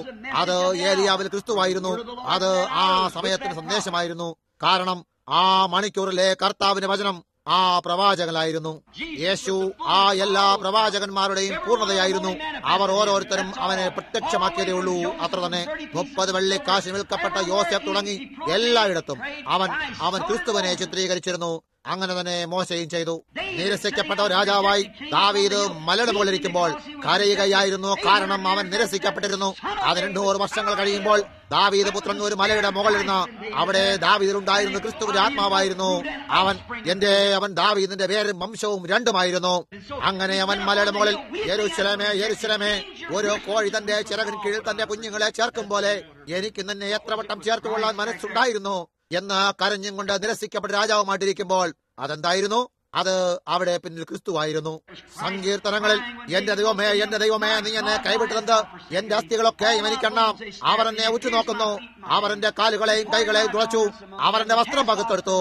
എന്റെ അങ്കിക്കായി ഒച്ചിട്ടിട്ടു. ദാവീദ് എഴുതുമ്പോൾ ക്രിസ്തുവായിരുന്നു. അത് ദാവീദിലൂടെ ക്രിസ്തു സംസാരിക്കുന്നതായിരുന്നു. അത് ശരിയാണ്. അവൻ വചനത്തിന് പ്രത്യക്ഷമാക്കലായിരുന്നു. പ്രവാചകന്മാരാൽ അരുളി ചെയ്തിരുന്നതിനെ നിവൃത്തീകരിക്കാനായി ക്രിസ്തു കടന്നു വന്നു. എന്തെന്നാൽ വചനം പ്രവാചകന്മാരിലായിരുന്നു. കഴിഞ്ഞ രാത്രിയിലെ പഠനത്തിൽ അവൻ പറഞ്ഞു, അവനെ കുറിച്ച് പ്രവാചകന്മാരാൽ പറയപ്പെട്ടിരുന്നതിനെ പൂർത്തിയാക്കാൻ വേണ്ടിയാണ് അവൻ വന്നത് എന്ന്. എന്നാൽ അവർക്ക് ആ വചനമുണ്ടായിരുന്നു. ഏലിയാവ് ദൈവത്തിന് പ്രവാചകനായിട്ട് ആ ദിവസത്തെ വചനമായിരുന്നു. അതുകൊണ്ട് അവൻ കടന്നു വന്ന് ദൈവത്തിന് ശക്തിയെ പ്രകടമാക്കുവോളം ശൂന്യംകാരത്തി സ്ത്രീ പ്രവാചകനടുക്കൽ തന്നെ നിന്നു. അവൻ സ്വയമായി കുഞ്ഞിന് മേൽ കടന്നു കിടന്നപ്പോൾ കുഞ്ഞിന് ജീവൻ തിരികെ കിട്ടി. ഇപ്പോൾ മാർത്തയോ അവൾ വീട്ടിലെ കാര്യങ്ങളെ ക്രമീകരിക്കാൻ ധൃതി പിടിക്കുമ്പോഴും പാത്രം കഴുകുകയും മറ്റും ചെയ്യുന്നതോടൊപ്പം തന്നെ കൃത്യമായും ഈ കാര്യവും തിരിച്ചറിഞ്ഞിരുന്നു. അവിടെ അവൾ തന്റെ തനിനിറം കാട്ടി. അവളിൽ എന്തുണ്ടായിരുന്നു എന്ന് കാണിച്ചു. അവൾ അവനെ വളരെ വേഗത്തിൽ കാണാൻ ശ്രമിച്ചു. ഏലിയാവിൽ ദൈവമുണ്ടായിരുന്നുവെങ്കിൽ ക്രിസ്തുവിലും ദൈവമുണ്ടായിരിക്കണം. എന്തുകൊണ്ടെന്നാൽ ആ വ്യക്തി അവൻ തന്നെ എന്നവൻ തെളിയിച്ചിരുന്നു. ആമേൻ. അതിനെ ആ ദൃഢനിശ്ചയത്തെ ഞാൻ ഇഷ്ടപ്പെടുന്നു. അവൾ അവന്റെ അടുത്തേക്ക് പോയി. അവൾക്ക് അവനെ കിട്ടണമായിരുന്നു. അവിടെ വെച്ച് അവൾ അവനെ കണ്ടു. അവൾ അവന്റെ അടുക്കലേക്ക് ചെല്ലുമ്പോൾ, ഇപ്പോൾ ഓർക്കൂ, അവനതൊരിക്കലും മാറ്റിയിട്ടില്ലെന്നറിയുക. ദൈവം തന്റെ പദ്ധതിയെ ഒരിക്കലും മാറ്റില്ല. മരിച്ചവനെ ഉയർപ്പിക്കാനായി അവൻ ഏലിയാവിലുണ്ടായിരുന്നു എങ്കിൽ അവനത് ചെയ്തിട്ടില്ലെന്നിരിക്കലും മരിച്ചവനെ ഉയർപ്പിക്കാനായി അവർ ക്രിസ്തുവിലുണ്ടായിരിക്കും. കാരണം അത് അതേ ദൈവം തന്നെ. മാത്രമല്ല, അവനിപ്പോഴും ഒരു മാറ്റവും വന്നിട്ടില്ല. അവൻ എന്നും ആയിരുന്നത് പോലെ തന്നെ ഇന്ന് രാത്രിയിലുമായിരിക്കുന്നു. അവൻ ഇന്നലെയും ഇന്നും എന്നേക്കും മാറ്റമില്ലാത്തവനാണ്. അവന് മാറ്റം വരുന്നില്ല. അവൻ അറിഞ്ഞു അത് അവനിലായിരുന്നു എന്ന് അവളും അറിഞ്ഞിരുന്നു. ശ്രദ്ധിക്കൂ, ഒരല്പ നിമിഷങ്ങൾക്കുള്ളിൽ തന്നെ അത് തെളിയിച്ചു കാണിച്ചു. അവളുടെ സഹോദരനെ കുറിച്ച് അവൾ അവനോട് ചിലത് പറയുന്നേരം അവൾ പറഞ്ഞു, കർത്താവേ, അത് നീയാണെന്ന് ഞാൻ അറിയുന്നു. അവൻ പറഞ്ഞു, ഞാൻ തന്നെ പുനരുത്ഥാനവും ജീവനുമാകുന്നു. അവൻ മരിച്ചിരിക്കുന്നു എന്നിരിക്കലും അവൻ ജീവിച്ചെഴുന്നേൽക്കും. ജീവിച്ചിരുന്നു എന്നിൽ വിശ്വസിക്കുന്നവൻ ഒരു നാളും മരിക്കുകയില്ല. ഞാനാകുന്നു മോശടൽക്കൽ കത്തിക്കൊണ്ടിരുന്ന ആ കുറ്റിച്ചെടികളിലായിരുന്നവൻ ഞാനാകുന്നു. ഞാനാണ് പുനരുത്ഥാനം, ഞാനാണ് ജീവൻ. ഞാൻ ആ കോട്ടയായിരുന്നു. ഞാൻ ഇപ്പോഴും അവനാകുന്നു. ഞാൻ ജീവനും പുനരുത്ഥാനവുമാകുന്നു. എന്നിൽ വിശ്വസിക്കുന്നവൻ അവൻ മരിച്ചാലും അവൻ ഉയർത്തെഴുന്നേൽക്കും. ജീവിച്ചിരുന്നോ എന്ന് വിശ്വസിക്കുന്നവൻ ഒരു നാളും മരിക്കയില്ല. ഈ മഹത്തായ തീർച്ചപ്പെടുത്തൽ അവനാണ് ആ വാഗ്ദത്തം ചെയ്യപ്പെട്ടിരുന്ന വചനം എന്നവൾക്ക് മനസ്സിലായപ്പോൾ അവനത് പറഞ്ഞപ്പോൾ, ഞാനാകുന്നവൻ ഞാനാകുന്നു, ജീവനും പുനരുത്ഥാനവുമായവൻ ഞാനാകുന്നു എന്ന് പറയുമ്പോൾ ഒരു പ്രവാചകനായിരിക്കെ അവന് കളവ് പറയാൻ കഴിയില്ലെന്ന് അറിഞ്ഞിരുന്നു. അവൾ പറഞ്ഞു, ലോകത്തിലേക്ക് വരാനുള്ള ദൈവപുത്രനായ ക്രിസ്തു അവൻ നീ തന്നെ എന്ന് ഞാൻ വിശ്വസിക്കുന്നു. എന്റെ സഹോദരൻ മരിച്ച് അവനെ അവിടെ കല്ലറയിൽ കിടത്തിയിരിക്കുന്നു. എന്നാലും അവന്റെ ശരീരം ഇപ്പോൾ ചീഞ്ഞളിഞ്ഞു കഴിഞ്ഞിരിക്കും. ഇപ്പോഴും നീ എന്തു പറഞ്ഞാലും അത് സംഭവിക്കും. ശരി, അവൻ അതിന് ആമേൻ എന്ന് പറഞ്ഞു കേൾക്കാൻ മാത്രം അവൾ ആഗ്രഹിച്ചിരുന്നു. ഓ മാർത്ത, ഇന്ന് രാത്രി നാം എവിടെയാണ്? വചനം മാത്രം പറയുക, എന്റെ ദാസൻ ജീവിക്കും. അവനത് പറയുന്നത് മാത്രം ശ്രദ്ധിക്കൂ. അവനത് പറഞ്ഞെന്ന് അവളോട് വന്ന് പറഞ്ഞേക്കാം. എന്നാൽ ഇതാ ഇവിടെ അവൻ സ്വയം നിൽക്കുന്നു. ഓ ദൈവമേ, അന്ധമായ കണ്ണുകളെ അവർ കാണേണ്ടതിന് തുറക്കണമേ. അവന്റെ സാന്നിധ്യത്തിൽ വചനം സംസാരിക്കുമ്പോൾ സദാസമയത്തും പ്രത്യക്ഷമായി വരുന്നു. അവൾ പറഞ്ഞു, നീ ദൈവത്തോട് എന്ത് ചോദിച്ചാലും ദൈവം നിനക്ക് തരും. ഞാനത് കേൾക്കട്ടെ. ആ വചനം പറയാൻ അവൻ പറയാനായി അവൾ ആഗ്രഹിച്ചു. അത് മാത്രമാണ് അവൾ കേൾക്കാൻ ആഗ്രഹിച്ചത്. വചനം കിട്ടുക, അത്രമാത്രം അവനത് ചെയ്യുമെന്ന് അവൻ പറയുന്നത് കേൾക്കാൻ അവൾ ആഗ്രഹിച്ചു. അവൻ അപ്പോൾ തന്നെ അത് ചെയ്യാമായിരുന്നു. എന്നിട്ടും നിങ്ങൾ നോക്കിയാൽ ദർശനത്താൽ പിതാവ് അവനെ കാണിച്ചത് അവൻ കല്ലറയ്ക്കരയിൽ നിന്നിരിക്കണം എന്നുള്ളതായിരുന്നു. ഓ എന്റെ, നിങ്ങളുടെ വിശ്വാസത്തെ മുറുകെ പിടിക്കൂ. ദൈവം സകലതും ശരിയായി ചെയ്തുകൊണ്ടിരിക്കുന്നു. അതെല്ലാം ശരിയായിക്കൊള്ളും. അവളെ കല്ലറയ്ക്കരികിൽ കിട്ടുന്നതുവരെ കാത്തിരിക്കുക. ശ്രദ്ധിക്കൂ, അത് മാത്രം പറയാനായി അവനെ കിട്ടുമോ എന്നവൾ നോക്കി. അവൻ അപ്പോഴും സകല പ്രതീക്ഷയും അസ്തമിച്ചിരുന്നു. സകലതും തീർന്നു കഴിഞ്ഞിരുന്നു. അവൻ മരിച്ചു പോകുകയും കല്ലറയിൽ ചീഞ്ഞളിഞ്ഞു വരുന്നു. എന്നിട്ടും അവനത് പറയുന്നത് കേൾക്കണം. അത് മാത്രമാണ് അവൾ ആഗ്രഹിച്ചത്. ഇപ്പോൾ ഞാൻ തന്നെ ജീവനും പുനരുത്ഥാനവും എന്നവൻ പറഞ്ഞതിനെ അവൾ വിശ്വസിച്ചിരുന്നു. അവൾ അത് വിശ്വസിച്ചിരുന്നു. ഇപ്പോൾ ശ്രദ്ധിക്കൂ, ഞാൻ തന്നെ ജീവനും പുനരുത്ഥാനവും, അവൻ മരിച്ചാലും ജീവിച്ചെഴുന്നേൽക്കും. ജീവിച്ചിരുന്ന് എന്നിൽ വിശ്വസിക്കുക ഒരു നാൾ മരിക്കയില്ല എന്ന് അവൻ പറഞ്ഞതിനെ അവൾ കേട്ടിരിക്കുകയും അവൾക്ക് അസാധ്യമായവയെ വിശ്വസിക്കേണ്ടതായിട്ടുണ്ടായിരുന്നു. ചോദിച്ചു, നീ ഇത് വിശ്വസിക്കുന്നോ? അപ്പോൾ അവൾ പറഞ്ഞു, ഉവ്വ് കർത്താവേ, ഞാനിത് വിശ്വസിക്കുന്നു. ലോകത്തിലേക്ക് വന്നിരുന്ന ദൈവപുത്രൻ നീ തന്നെ എന്ന് ഞാൻ വിശ്വസിക്കുന്നു. ഞാനത് ഇഷ്ടപ്പെടുന്നു. ഞാൻ ഇതിനു മുമ്പ് അത് പറഞ്ഞിട്ടുണ്ട്. ഞാൻ അതിൽ തന്നെ ഇപ്പോഴും നിലകൊള്ളുകയാണ്. അല്പനേരം മുമ്പ് ആ സഭയെപ്പറ്റി ഞാൻ പരാമർശിച്ചു. അവന്റെ ദൈവത്വത്തെയും അവൻ ദൈവമായിരുന്നില്ലെന്നും അവന് പ്രവാചകൻ മാത്രമായിരുന്നു എന്നും ഒരു സാധാരണ വ്യക്തിയായിരുന്നു വിശ്വസിച്ചിരുന്ന ഒരു സ്ത്രീയോട് വളരെ നാളുകൾക്ക് മുമ്പല്ലാതെ ഞാൻ സംസാരിച്ചിരുന്നു. വാസ്തവത്തിൽ അവൻ അതായിരുന്നു. അവൻ അതും അതിലധികമായി ദൈവവുമായിരുന്നു. നോക്കൂ, അവൻ സാക്ഷാത്കാരമായിരുന്നു. യേശു, ആ പയ്യൻ, ആ മനുഷ്യൻ ശരീരമായിരുന്നു. ദൈവം അവനിലായിരുന്നു വസിച്ചിരുന്നത്. ദൈവം അവനിലായിരുന്നു. അവൻ ഒരു ദൈവ മനുഷ്യനായിരുന്നു. അവനൊരു മനുഷ്യനായിരുന്നു എന്നിരിക്കലും അവൻ ശരീരത്തിൽ സാക്ഷാത്കരിക്കപ്പെട്ട ദൈവമായിരുന്നു. നാം യേശുവിനെ നോക്കുമ്പോൾ നാം ദൈവത്തെ കാണുന്നു. അതിനാലാണ് അവൻ പിതാവിനെ കാണണമോ എന്നെ നോക്കൂ, നിങ്ങൾ പിതാവിനെ കാണുന്നു എന്ന് പറഞ്ഞത്. എന്തുകൊണ്ടെന്നാൽ അവൻ ആ പ്രതീക്ഷയായിരുന്നു. കാരണം അവൻ വചനമായിരുന്നു. ആമേൻ. അത് ആരംഭം മുതൽക്കേ ഉണ്ടായിരുന്നു. ആമേൻ. അവൻ പ്രവാചകന്മാരെ ദൈവമെന്ന് വിളിച്ചിരുന്നു. നിങ്ങൾക്കതറിയാമോ? അവൻ പറഞ്ഞു, ദൈവവചനം ആരുടെ അടുക്കലാണോ വരുന്നത്, നിങ്ങൾ അവരെ ദൈവമെന്ന് വിളിച്ചിരുന്നു. ഞാൻ ദൈവപുത്രൻ എന്ന് പറയുമ്പോൾ നിങ്ങൾ എന്നെ കുറ്റം വിധിക്കുന്ന എങ്ങനെ? കാരണം അവൻ അവിടെ ഉണ്ടാകുമെന്നും അതേ വചനം തന്നെ പറഞ്ഞിരിക്കുകയും അവിടെ അതാ വചനം വീണ്ടും സാക്ഷാത്കരിച്ചുമിരുന്നു. എന്നിട്ടും അവർ അവനിൽ വിശ്വസിച്ചില്ല. ഈ സ്ത്രീ എന്നോട് പറഞ്ഞു, എനിക്ക് നിങ്ങളെ തെളിയിച്ച് കാണിക്കാൻ കഴിയും. പറയുകയാണ്, താങ്കൾ പ്രസംഗിക്കുന്ന കേൾക്കാൻ എനിക്കിഷ്ടമാണ്, എന്നാൽ ഒരു കാര്യം താങ്കൾ അധികമായി ചെയ്യുന്നു. അതെ, അതെന്താണ്? താങ്കൾ യേശുവിനെ പറ്റി വളരെയധികം ആത്മസ്തുതി നടത്തുന്നു. ഞാൻ പറഞ്ഞു, അവൻ വരുമ്പോൾ അത് മാത്രമായിരിക്കും എന്റെ വിരോധമായി കണ്ടുപിടിക്കാനാകുക എന്ന് ഞാൻ പ്രതീക്ഷിക്കുന്നു. അപ്പോൾ അവൾ പറഞ്ഞു, ആ കുറ്റം മാത്രം, അത് മാത്രമായിരിക്കും അവന് എന്നിൽ കണ്ടുപിടിക്കാൻ കഴിയുക എന്ന് ഞാൻ പറഞ്ഞു. എനിക്ക് 10,000 നാവുണ്ടായിരുന്നെങ്കിലും എനിക്കധികം സംസാരിക്കാൻ കഴിയില്ലായിരുന്നു. ഓ എന്റെ അവൻ എന്തായിരുന്നു? അവൾ പറഞ്ഞു, താങ്കൾ, എന്നാൽ താങ്കൾ അവനെ ദൈവമാക്കി. ഞാൻ പറഞ്ഞു, അവനായിരുന്നു, അഥവാ അവനല്ലായിരുന്നു എങ്കിൽ ലോകം കണ്ടിട്ടുള്ളതിൽ വെച്ച് ഏറ്റവും വലിയ ചതിയനായിരിക്കുമായിരുന്നു അവൻ. അവൾ പറഞ്ഞു, അവനൊരു പ്രവാചകനായിരുന്നു. ഞാൻ പറഞ്ഞു, അവനൊരു പ്രവാചകനായിരുന്നു. അത് സത്യം തന്നെ, ഒരു ദൈവപ്രവാചകൻ. വചനത്തിന്റെ പൂർണ്ണത, പ്രവാചകന് തന്റെ പക്കൽ വചനം മാത്രമേ വരുന്നുള്ളൂ. അതാണ് അവനെ അങ്ങനെ ഒരു പ്രവാചകനാക്കി തീർക്കുന്നത്. എന്നാൽ അവൻ വചനത്തിന്റെ പൂർണ്ണതയായിരുന്നു. അപ്പോൾ അവൾ പറഞ്ഞു, എനിക്ക് താങ്കൾക്ക് തെളിയിച്ചാൻ കഴിയും, താങ്കൾ അവനെ ദിവ്യമായതാക്കുന്നു. ഞാൻ പറഞ്ഞു, അവൻ ദിവ്യമായതായിരുന്നു. അപ്പോൾ അവൾ പറഞ്ഞു, അവന് ദിവ്യനായിരിക്കാൻ കഴിയില്ല. ഞാൻ പറഞ്ഞു, എന്നാൽ അവനതായിരുന്നു. അവൾ പറഞ്ഞു, താങ്കൾ ബൈബിളിൽ വിശ്വസിക്കുന്നു എന്ന് താങ്കൾ തന്നെ പറയുന്നു. ഞാൻ പറഞ്ഞു, ഞാൻ വിശ്വസിക്കുന്നു. അവൾ പറഞ്ഞു, താങ്കളുടെ സ്വന്തം ബൈബിളിനാൽ അവൻ ദിവ്യനായിരുന്നില്ലെന്ന് ഞാൻ താങ്കൾക്ക് തെളിയിച്ചു തരാം. ഞാൻ പറഞ്ഞു, അത് ചെയ്താലും ബൈബിൾ അങ്ങനെയാണ് പറയുന്നതെങ്കിൽ പിന്നെ ഞാനത് വിശ്വസിക്കാം, കാരണം വചനം സത്യമാണെന്ന് ഞാൻ വിശ്വസിക്കുന്നു. അവൾ പറഞ്ഞു, ലാസറിന്റെ കല്ലറയിലേക്കുള്ള വഴിയിലൂടെ പോകുമ്പോൾ അത് യോഹന്നാൻ 11 എന്ന് താങ്കൾക്ക് ഓർമ്മയുണ്ടല്ലോ? ഞാൻ പറഞ്ഞു, തീർച്ചയായും ഓർമ്മയുണ്ട് മാഡം. പറഞ്ഞു, അതെ, ഇപ്പോൾ വഴിയിലൂടെ താഴേക്ക് പോകുമ്പോൾ അവൻ കരഞ്ഞു എന്ന് ബൈബിൾ പറയുന്നു. ഞാൻ പറഞ്ഞു, തീർച്ചയായും അവൻ കരഞ്ഞു എന്ന് ബൈബിൾ പറയുന്നു. ചോദിച്ചു, എങ്ങനെയാണ് അവൻ ദിവ്യനായിരുന്നു കൊണ്ട് കരയുന്നത്? ഞാൻ പറഞ്ഞു, അവനൊരു മനുഷ്യനായിരുന്നു. മനുഷ്യനും ദിവ്യനുമോ? ഞാൻ പറഞ്ഞു, അതേ മകളെ, നീ അത് കാണുന്നതിൽ പരാജയപ്പെട്ടിരിക്കുന്നു. അവൻ അവിടേക്ക് പോകുമ്പോൾ കരയുന്നവരോടൊപ്പം കരഞ്ഞുകൊണ്ട് പോയപ്പോൾ അവനൊരു മനുഷ്യനായിരുന്നു. അത് ശരി തന്നെ, ദുഃഖിക്കുന്നവരോട് ചേർന്ന് ദുഃഖിച്ചു. അവന് മനുഷ്യനായിരുന്നു. എന്നാൽ അവൻ തന്റെ ചെറിയ ശോഷിച്ച ശരീരത്തെ നിവർത്തിക്കൊണ്ട് ലാസറേ പുറത്തു വരിക എന്ന് വിളിച്ചപ്പോൾ മരിച്ചു 4 ദിവസമായിരുന്ന മനുഷ്യൻ തന്റെ സ്വന്തം കാലുകൾ എഴുന്നേൽക്കുന്നു. അതവനെ ഒരു മനുഷ്യന് മേലെ കൊണ്ടുപോകുന്നു. അതൊരു മനുഷ്യനുണ്ടായിരുന്ന ദൈവമായിരുന്നു. ദൈവത്തിനല്ലാതെ മരിച്ചവൻ ഉയർപ്പിക്കാൻ കഴിയുന്നവർക്കാണ്. അവൻ ജീവനും പുനരുത്ഥാനവുമാകുന്നു. അത് ശരി തന്നെ. ക്ഷീണിതനായി അന്ന് രാത്രിയിൽ സമുദ്രത്തിൽ അവൻ അവിടെയായിരുന്നപ്പോൾ ബോട്ടിന്റെ പിന്നിലായി കിടക്കുകയായിരുന്നു. അവനെ അന്ന് രാത്രിയിൽ തന്നെ മുക്കിക്കളയുമെന്ന് 10,000 പിശാചുക്കൾ ശപഥം ചെയ്തിരുന്നു. അപ്പോൾ കൊടുങ്കാറ്റ് അടിച്ചുകൊണ്ടിരുന്ന കടലിൽ ആ പഴയ ബോട്ട് ഒരു കുപ്പിയുടെ അടപ്പ് പോലെ ചാഞ്ചാടിക്കൊണ്ടിരുന്നു. ആ പിശാചുക്കൾ ചിന്തിച്ചിരുന്നത്, ഞങ്ങൾക്ക് അവനെ ഇപ്പോൾ കെട്ടിയിരിക്കുന്നു, അവൻ ഉറങ്ങുന്നു, ഞങ്ങൾ എല്ലാവരെയും ഒരുമിച്ച് മുക്കിക്കളയും. ഓ, അവനൊരു മനുഷ്യനായിരുന്നു, ക്ഷീണമുള്ളവനായിരുന്നു. എന്നാൽ അവൻ എഴുന്നേറ്റുകൊണ്ട് തന്റെ കാൽ ബോട്ടിനെ കരക്കടുപ്പിക്കുമ്പോൾ കെട്ടിയിടുന്ന മുനമ്പൽ ചവിട്ടിക്കൊണ്ട് അതിനെ നോക്കി പറഞ്ഞു, ശാന്തമാകൂ.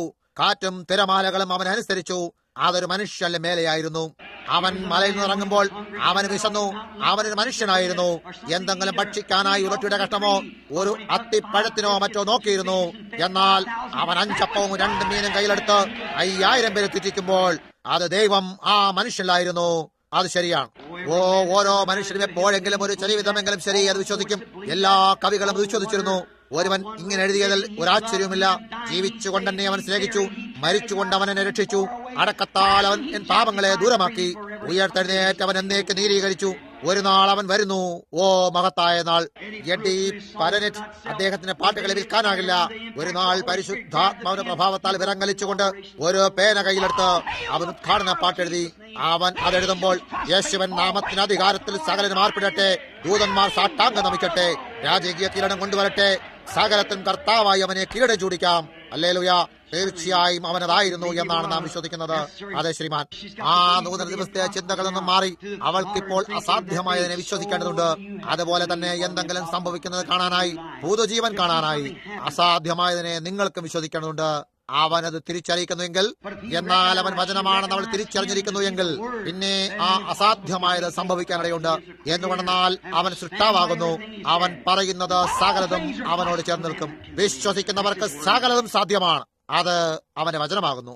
അസാധ്യമായത് സാക്ഷാത്കാരമാകുന്നത് ദൈവം അതിനെ അവന്റെ വചനത്തിന്മേലെടുക്കുമ്പോഴാണ്. അതെ ശ്രീമാൻ, ദൈവം അതിനെ അവന്റെ വചനത്തിന്മേലെടുക്കുമ്പോൾ ആ അസാധ്യമായവയെല്ലാം സാക്ഷാത്കാരമായി തീരുന്നു.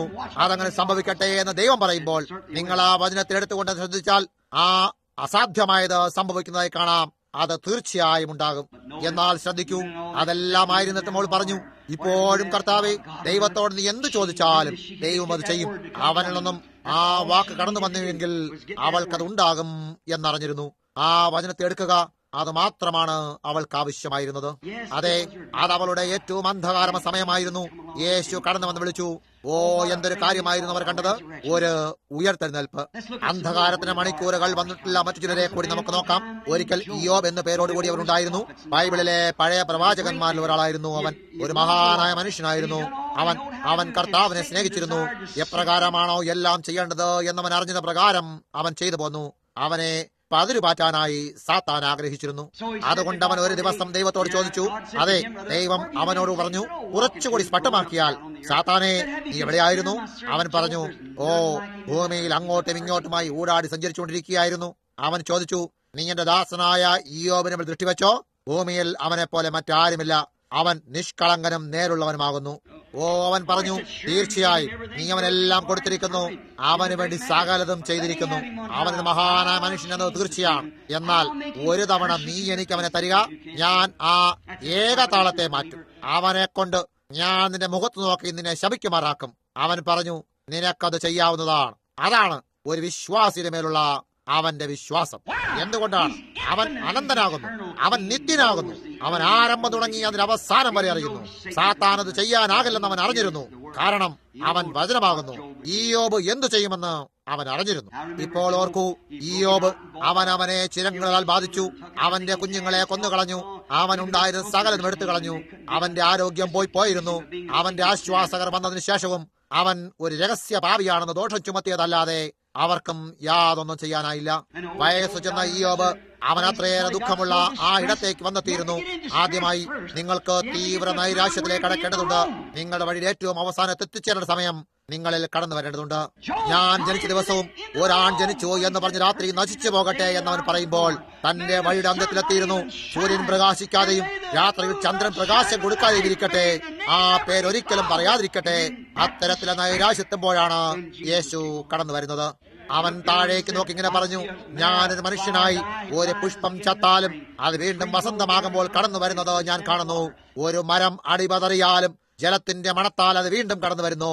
സസ്യാദികൾ സകലതും വീണ്ടും ജീവിക്കുന്നതായി അവൻ കണ്ടിരുന്നു. എന്നിട്ടും അവൻ പറഞ്ഞു, ഒരു മനുഷ്യൻ മരിക്കുന്നു, അവന്റെ ആത്മാവ് അവനെ വിട്ടുപോകുന്നു. അവൻ എവിടെയാണ്? താൻ പ്രായമേറിയൊരു മനുഷ്യനാണെന്ന് അറിഞ്ഞിരുന്നു. അവൻ പറഞ്ഞു, അവന് വേണ്ടി വിലപിക്കാനായി അവന്റെ ആൺമക്കൾ കടന്നു വന്നു. അവൻ അതിനെ ദർശിച്ചില്ല. ഓ, നീ എന്നെ പാതാളത്തിൽ മറച്ചു വെക്കുകയും നിന്റെ കോപം കഴിയുവോളം എന്നെ ഒളിപ്പിക്കുകയും എനിക്ക് ഒരു അവധി നിശ്ചയിച്ച് എന്നെ ഓർക്കുകയും ചെയ്തെങ്കിൽ കൊള്ളായിരുന്നു. നമുക്ക് അങ്ങനെ മുന്നോട്ട് പോയി സംസാരിച്ചു കൊണ്ടിരിക്കാം. അവന്റെ നൈരാശ്യത്തിന്റെ അവസാന ഘട്ടത്തിലായിരുന്നു അവൻ. എന്ത് സംഭവിക്കും? ഇലകൾ ജീവിക്കുന്നു, മരത്തിലേക്ക് അവ തിരികെ വരുന്നു, പൂക്കൾ വീണ്ടും തിരികെ വരുന്നു, മറ്റുള്ള സകലം തിരികെ വരുന്നു. എന്നാൽ മനുഷ്യൻ മരിച്ച ആത്മാവനെ വിട്ടാൽ അവൻ വളരെ നൈരാശ്യത്തിലായിരുന്നു. ആ പ്രായത്തിൽ അവൻ എന്ത് സംഭവിക്കുമെന്ന് അവൻ അറിയില്ലായിരുന്നു. അവൻ അങ്ങനെ സംഭവിച്ചപ്പോൾ യേശു കടന്നു വന്നു. ദൈവം അവന്റെ കണ്ണുകളെ ആകാശത്തിലേക്ക് നോക്കിച്ച് അവന് അവസാന നാളുകളിൽ യേശു വരുന്നത് കാണിച്ചു കൊടുത്തു. ആ അന്ധകാര മണിക്കൂറായപ്പോൾ അവന്റെ ഭാര്യ ഇങ്ങനെ പറഞ്ഞു, ദൈവത്തെ ശപിച്ചിട്ട് പോയി മരിക്കേ. അപ്പോൾ അവൻ ഇങ്ങനെ പറഞ്ഞു, സ്ത്രീയെ, നീ ഒരു വിഡ്ഢിയായ സ്ത്രീയെ പോലെ സംസാരിക്കുന്നു. കർത്താവ് തന്നു, കർത്താവ് എടുത്തു, കർത്താവിന്റെ നാമം വാഴ്ത്തപ്പെടുമാറാകട്ടെ. അവന്റെ ഭാര്യ അവനെ തള്ളിക്കളഞ്ഞു, അവന്റെ സഭ അവനെ തള്ളിക്കളഞ്ഞു, സകലം അവനെ തള്ളിക്കളഞ്ഞിരുന്നു. ആ ഇരുളിന്റെ മണിക്കൂറിൽ അവിടെ നിന്നും എവിടേക്കാണ് പോകുന്നത് എന്നവൻ അറിയാതിരുന്നപ്പോൾ യേശു കടന്നു വന്നു. അപ്പോൾ അവൻ ആർത്തു വിളിച്ചു, എന്റെ വീണ്ടെടുപ്പുകാരൻ ജീവിച്ചിരിക്കുന്നു. അവസാന നാളുകളിൽ അവൻ ഭൂമിയിൽ നിൽക്കും എന്ന് ഞാൻ അറിയുന്നു. ഈ ശരീരത്തിലെ ത്വക്ക് പുഴുക്കളാൽ നശിച്ചാലും ഞാൻ ദേഹസഹിതനായി ദൈവത്തെ കാണും. ഞാൻ അവനെ നേരിൽ കാണും. അവന്റെ ഏറ്റവും അന്ധകാര മണിക്കൂറിൽ യേശു കടന്നു വന്നു. അതെ ശ്രീമാൻ, മോശയ്ക്കും ഇസ്രായേൽ വെച്ച് ഏറ്റവും ഇരുളിന്റെ സമയമുണ്ടായി. അവനെ ഏൽപ്പിച്ച ചുമതലയിൽ അവൻ കൃത്യമായി മുന്നേറിക്കൊണ്ടിരുന്നു.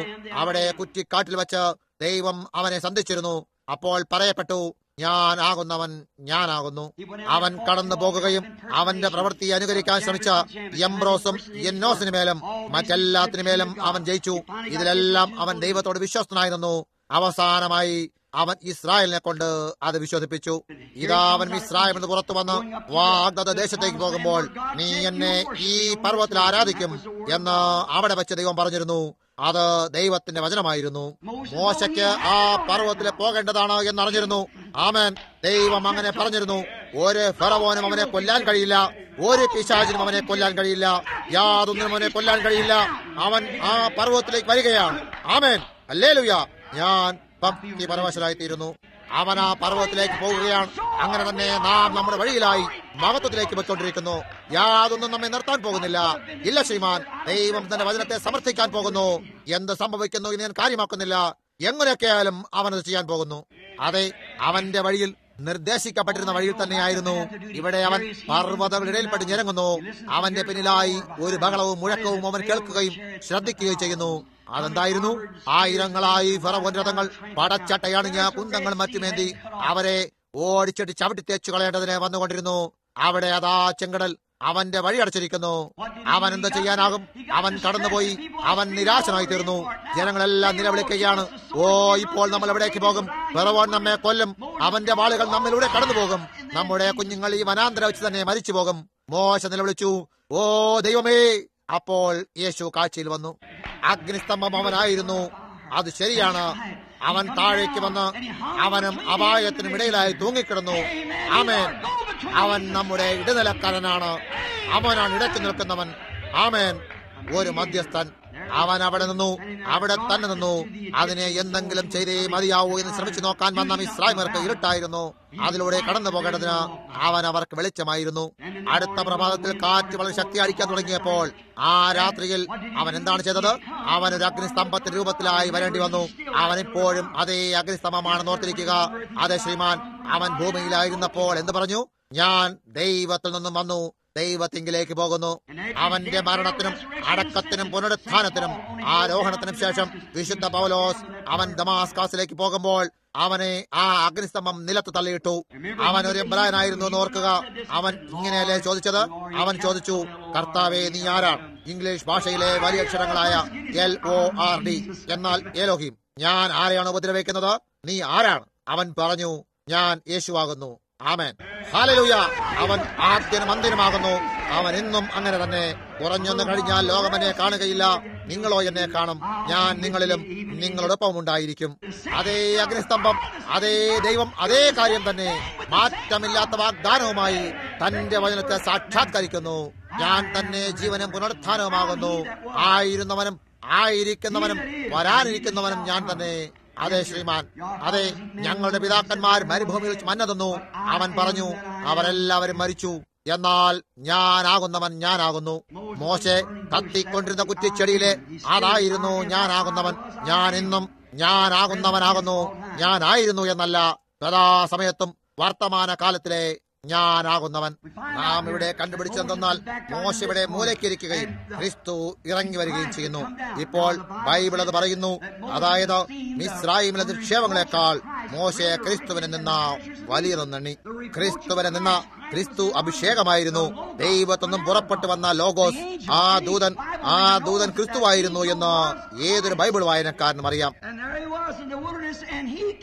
അവനവിടെ വരാന്തരത്തിലുണ്ടായിരുന്നു. അവിടെ അവൻ എങ്ങനെ പ്രത്യക്ഷമാകേണ്ടിയിരുന്നോ ആ വിധത്തിൽ തന്നെ അവൻ കടന്നു വന്നു. ദൈവത്തിന് മഹത്വം. അതേ ക്രിസ്തു തന്നെ അവനെ പ്രത്യക്ഷമാക്കിക്കൊണ്ട് ആ രൂപത്തിൽ കടന്നു വന്നിരിക്കുന്നു. അവരെ പുറത്തേക്ക് കൊണ്ടുപോകുമെന്ന് അവൻ അവരോട് പറഞ്ഞിരുന്നു. അവൻ അത് ചെയ്തുകൊണ്ടിരിക്കുകയായിരുന്നു. അവിടെ അവൻ തന്റെ വചനത്തോടൊപ്പം നിൽക്കാനായി, അതിനെ സമർത്ഥിക്കാനായി വന്നു. അവൻ മാർത്തയോട് ചെയ്തതുപോലെ അവൻ വന്നു കഴിഞ്ഞപ്പോൾ അനന്തരം അവൻ വിളിച്ചു.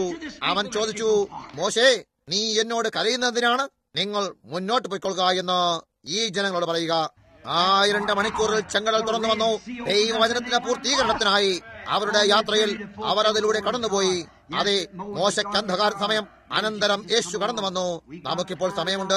അതിനുശേഷം അവൻ മോശയെ വിളിച്ചു. മറ്റൊരു ചെറിയ മനുഷ്യനിലേക്ക് നിങ്ങളുടെ ശ്രദ്ധയാകർഷിക്കാൻ ഞാൻ ആഗ്രഹിക്കുന്നു. അവന്റെ പേര് യായിറോസ് എന്നായിരുന്നു.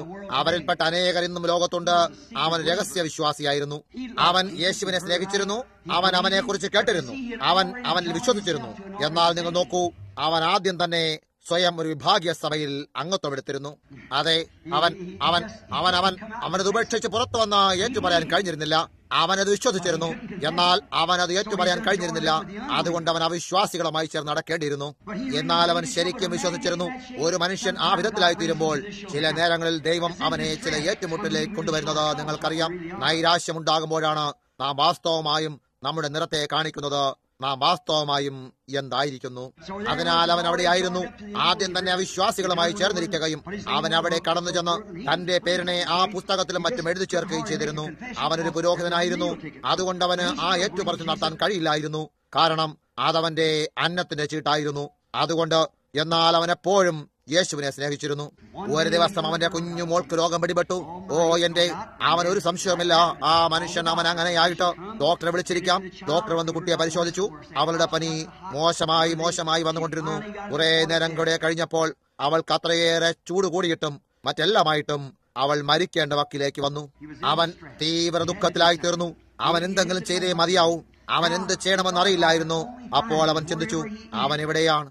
എനിക്കവനെ കണ്ടുപിടിക്കാൻ കഴിഞ്ഞെങ്കിൽ. അവൻ അതിനായി നിക്കോദോമസ് ഒരു കൂടിക്കാഴ്ച നടത്താനായി രാത്രി വരെയും കാത്തിരുന്നത് പോലെ അവൻ അർദ്ധരാത്രി വരെ കാത്തിരുന്നില്ല. പ്രവർത്തിക്കേണ്ട സമയം എത്തിയിരിക്കുകയും അവൻ അപ്പോൾ തന്നെ പ്രവർത്തിക്കുകയും വേണമായിരുന്നു. ഞാനിങ്ങനെ വിചാരിക്കുന്നു, സഹോദര സഹോദരി, ഇപ്പോഴും അതേ വിധം തന്നെ പ്രവർത്തിക്കാനുള്ള സമയം വന്നെത്തിയിരിക്കുന്നു.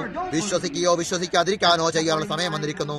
ആ വേർപെടുത്തുന്നില്ല ഓരോ പുരുഷനിലേക്കും സ്ത്രീയിലേക്കും വന്നിരിക്കുന്നു. അത് ഓരോ കുഞ്ഞിലേക്കും വന്നിരിക്കുന്നു. ഒരു പക്ഷേ നിങ്ങൾ ആ നിരയെ വിട്ടുപോകുമ്പോൾ ഒരേ ഒരു കാര്യം അവശേഷിക്കുന്നുള്ളൂ. അത് ന്യായവിധിയാണ്. നിങ്ങൾ കൃപയുടെയും ന്യായവിധിയുടെയും മധ്യേ കടന്നു പോകുമ്പോൾ നിങ്ങൾ ആ നിരയെ കടന്നു പോകുന്നു. ഓർക്കൂ, അവന് തീവ്ര ദുഃഖത്തിലായി തീരേണ്ടിയിരുന്നു. എന്തു ചെയ്യണമെന്ന് അവൻ അറിയില്ലായിരുന്നു. അവിടെ അവന്റെ പുരോഹിതന്മാർ നിൽക്കുന്നുണ്ടായിരുന്നു. എല്ലാ റബിമാരും അവന്റെ ചുറ്റും നിന്നിരുന്നു. അവന്റെ കൂട്ടായ്മ അവിടെ താഴേക്ക് വന്ന് അവിടെ അവനോടൊപ്പം നിന്നുകൊണ്ട് ഈ ചെറിയ ബാല മരിക്കുന്നത് നോക്കുന്നുണ്ടായിരുന്നു. പുറത്ത് ഡോക്ടർ തന്റെ കൈ മടക്കി പിടിച്ച് കൈ കുടഞ്ഞുകൊണ്ട് നിന്നിരുന്നു. എനിക്കറിയാവുന്ന സകല മരുന്നും കൊടുത്തു നോക്കി. എന്നിട്ടും നോക്കൂ, എല്ലായ്പ്പോഴും പ്രവർത്തിച്ചിരുന്നത് യേശുവായിരുന്നു. ഒരു ഉദ്ദേശത്തിനായിട്ടായിരുന്നു യേശു ഇത് ചെയ്തത്. ആ വ്യക്തിയിൽ നിന്നും തന്റെ തനി നിറത്തെ പുറത്തെടുക്കണം. കുറച്ചു കഴിഞ്ഞപ്പോൾ അവൻ കടന്നു ചെന്നു. തന്റെ പുരോഹിത കുപ്പായവും കറുത്ത തൊപ്പിയും ധരിച്ചുകൊണ്ടിരിക്കുന്നത് എനിക്ക് കാണാൻ കഴിയുന്നു. നീ എവിടെ പോകുകയാണ്? അവൻ ആ നദിയുടെ അടുക്കലുണ്ടെന്ന് ഞാൻ കേട്ടു. ഞാൻ അവനെ തേടിപ്പോകുന്നു. അവനതാ പുറപ്പെട്ടു പോകുന്നു. തീവ്ര ദുഃഖത്തിന്റെ ആ മണിക്കൂറിൽ അവനൊരു തീരുമാനമെടുക്കണമായിരുന്നു. തന്റെ കുഞ്ഞിനെ മരിക്കാൻ വിടണമോ അതോ വചനത്തിന് പ്രത്യക്ഷമാക്കലാണെന്ന് അവൻ അറിയുന്നു എന്നതോ ആയിരുന്നു. അവനൊരു പുരോഹിതനായിരുന്നു. അവൻ ആ വചനം വായിച്ചതിനാൽ അവൻ അറിയാമായിരുന്നു അത് ദൈവത്തിന് സാക്ഷാത്കാരമായിരുന്നു എന്ന് അവൻ അറിഞ്ഞിരുന്നു. ദൈവം ക്രിസ്തുവിലായി ലോകത്തെ തന്നോടൊപ്പം നിരപ്പിക്കുന്നതായിരുന്നു. അവനത് അറിഞ്ഞിരുന്നു. അവൻ ആ വിഷയത്താൽ തള്ളപ്പെടുകയായിരുന്നു. അവനൊരു തെറ്റ് ചെയ്യണമായിരുന്നു. ഒന്നുകിൽ അവന്റെ കുഞ്ഞിനെ മരിക്കാൻ വിടണം, അതല്ലെങ്കിൽ അവന്റെ ഏറ്റുപറച്ചിൽ നടത്തണം. അവൻ ആ തീവ്ര ദുഃഖത്തിലായപ്പോൾ, ഏകദേശം ആ സമയമായപ്പോൾ യേശുവിന് കടന്നു വരണമായിരുന്നു. അവനെ കാണാനായി പുറപ്പെട്ടു പോയി. അവൻ പറഞ്ഞു, നീ എന്തു പറഞ്ഞാലും ശരി, ഞാൻ നിന്നോടൊപ്പം പോകും. അവിടെ അതാ വഴിയിൽ വെച്ച് തന്നെ ഒരു സന്ദേശവാഹകൻ ആ ഇരുണ്ട കാര്യവുമായി ഓടി വരുന്നു. അവൻ തന്റെ ഏറ്റുപറച്ചിൽ നടത്തിയിരുന്നു. അതായത് അവനെ വിശ്വസിക്കുന്നു. അപ്പോൾ സ്വയം തന്നെ പള്ളി പ്രശ്നമാക്കപ്പെട്ട് കഴിഞ്ഞിരിക്കുകയും എല്ലാവരും അവന്റെ മേൽ ഒരു കണ്ണു വെച്ചിരിക്കണം. അവൻ യേശുവിൽ വിശ്വസിക്കുന്ന ഒരു വിശ്വാസിയാണ്. അപ്പോൾ ഇതാ സന്ദേശവാഹകൻ ഓടി വന്നിട്ട് പറഞ്ഞു, ആരെയും ഉപദ്രവിക്കണ്ട. നിന്റെ മകൾ നേരത്തെ തന്നെ മരിച്ചു കഴിഞ്ഞു. അവൾ ഇന്നലെ മരിച്ചിരിക്കുന്നു. വേണ്ട, അതുമായി ഇനി കബളിപ്പിക്കപ്പെട്ടു പോകരുത്. അപ്പോൾ അവന്റെ ചെറിയ ഹൃദയം നിലച്ചതുപോലെ തോന്നി. എന്നാൽ അവൻ നോക്കിയപ്പോൾ യേശുവിന്റെ ആ കണ്ണുകൾ കണ്ടു. ചോദിച്ചു, ഞാൻ നിന്നോട് പറഞ്ഞില്ലേ, ദൈവത്തിന്റെ മഹത്വം നീ കാണാൻ ആഗ്രഹിക്കുന്നുവെങ്കിൽ ഭയപ്പെടരുത്. നീ എന്തിനെ കുറിച്ചാണ് ഭയപ്പെടുന്നത്? ഞാൻ നിന്നോടൊപ്പം പോകുമെന്ന് ഞാൻ ആദ്യം നിന്നോട് പറഞ്ഞില്ലേ? അവൻ വരുമെന്ന് മുന്നമേ തന്നെ അവൻ പറഞ്ഞിരുന്നു. അവൻ ഇത് ചെയ്യുമെന്ന് ആദ്യം തന്നെ പറഞ്ഞിരിക്കുകയും ഇവിടെ ഇതാ ചെയ്തുകൊണ്ടുമിരിക്കുന്നു. ആമേൻ. നാം കഴിഞ്ഞ രാത്രിയിൽ വായിക്കുകയും സംസാരിക്കുകയും ചെയ്തതുപോലെ അവൻ അവസാന ദിവസങ്ങളിൽ അരങ്ങിലേക്ക് വരികയും അവൻ ചെയ്തിരുന്നത് പോലെ തന്നെ ചെയ്യുമെന്ന് അവൻ പറഞ്ഞിരിക്കുകയും ചെയ്യുന്നു. ഇവിടെ ഇതാ അവൻ ചെയ്തുകൊണ്ടിരിക്കുന്നു. നിങ്ങൾ എന്തിനെ കുറിച്ചാണ് ഭയപ്പെട്ടുകൊണ്ടിരിക്കുന്നത്? ഓർക്കൂ, അവൻ വന്നപ്പോൾ അവൻ അവളെ മരിച്ചവരിൽ നിന്നും വിളിച്ചു. അവൻ അരങ്ങിൽ വരികയും അവളെ മരിച്ചവരിൽ നിന്നും വിളിക്കുകയും ചെയ്തു. വയസ്സനും അന്ധനുമായ ബർത്തലോമായി ഒരിക്കൽ തന്റെ ഏറ്റവും അന്ധകാര സമയവുമായി ചെന്നുമുട്ടി. പൂർണ്ണ സുവിശേഷ വാണിജ്യക്കാരാൽ നടത്തപ്പെട്ടിരുന്ന ഒരു പ്രഭാത ഭക്ഷണത്തിന് വേണ്ടിയാണ് യേശു അവിടെ എരിഹോവിൽ പോയത്. അവൻ അവിടെ സക്കായി ഉണ്ടായിരുന്നു. അവൻ അവിടെ പട്ടണത്തിലേക്ക് പോകുമ്പോൾ അവനെ മരത്തിൽ വെച്ച് കണ്ടുമുട്ടി. അങ്ങനെ അവൻ അവിടെ ആയിരുന്നപ്പോൾ അതെ, അവന് മറ്റൊന്ന് സംഘടിപ്പിക്കാൻ കഴിയില്ലെന്ന് എനിക്ക് തീർച്ചയാണ്. കാണുന്നു. അതുകൊണ്ട് അത് കഴിഞ്ഞ് അവൻ അവിടെ നിന്നും തിരികെ വരുമ്പോൾ അവനെ കിട്ടിയിരുന്നു. സക്കായി അവനോടൊപ്പം പോയിരുന്നു. വയസ്സനായ ബർത്തലോമായി അവന്റെ ചെറുപ്പം മുതലൊക്കെ അന്ധനായിരുന്നു.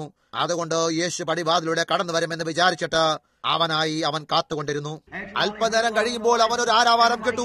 ഓരോരുത്തരും കടന്നു പോകുന്നുണ്ടായിരുന്നു. നീ അവിടെയുള്ള മലയിലേക്ക് പോകുന്നുണ്ടോ? നീ മരിച്ചവനെ ഉയർപ്പിച്ചത് ഞങ്ങൾ കേട്ടല്ലോ. അതുപോലെ അനേകർ അവിടെ മലയുടെ മുകളിലായി സെമിത്തേരി ഞങ്ങൾക്കുണ്ട്.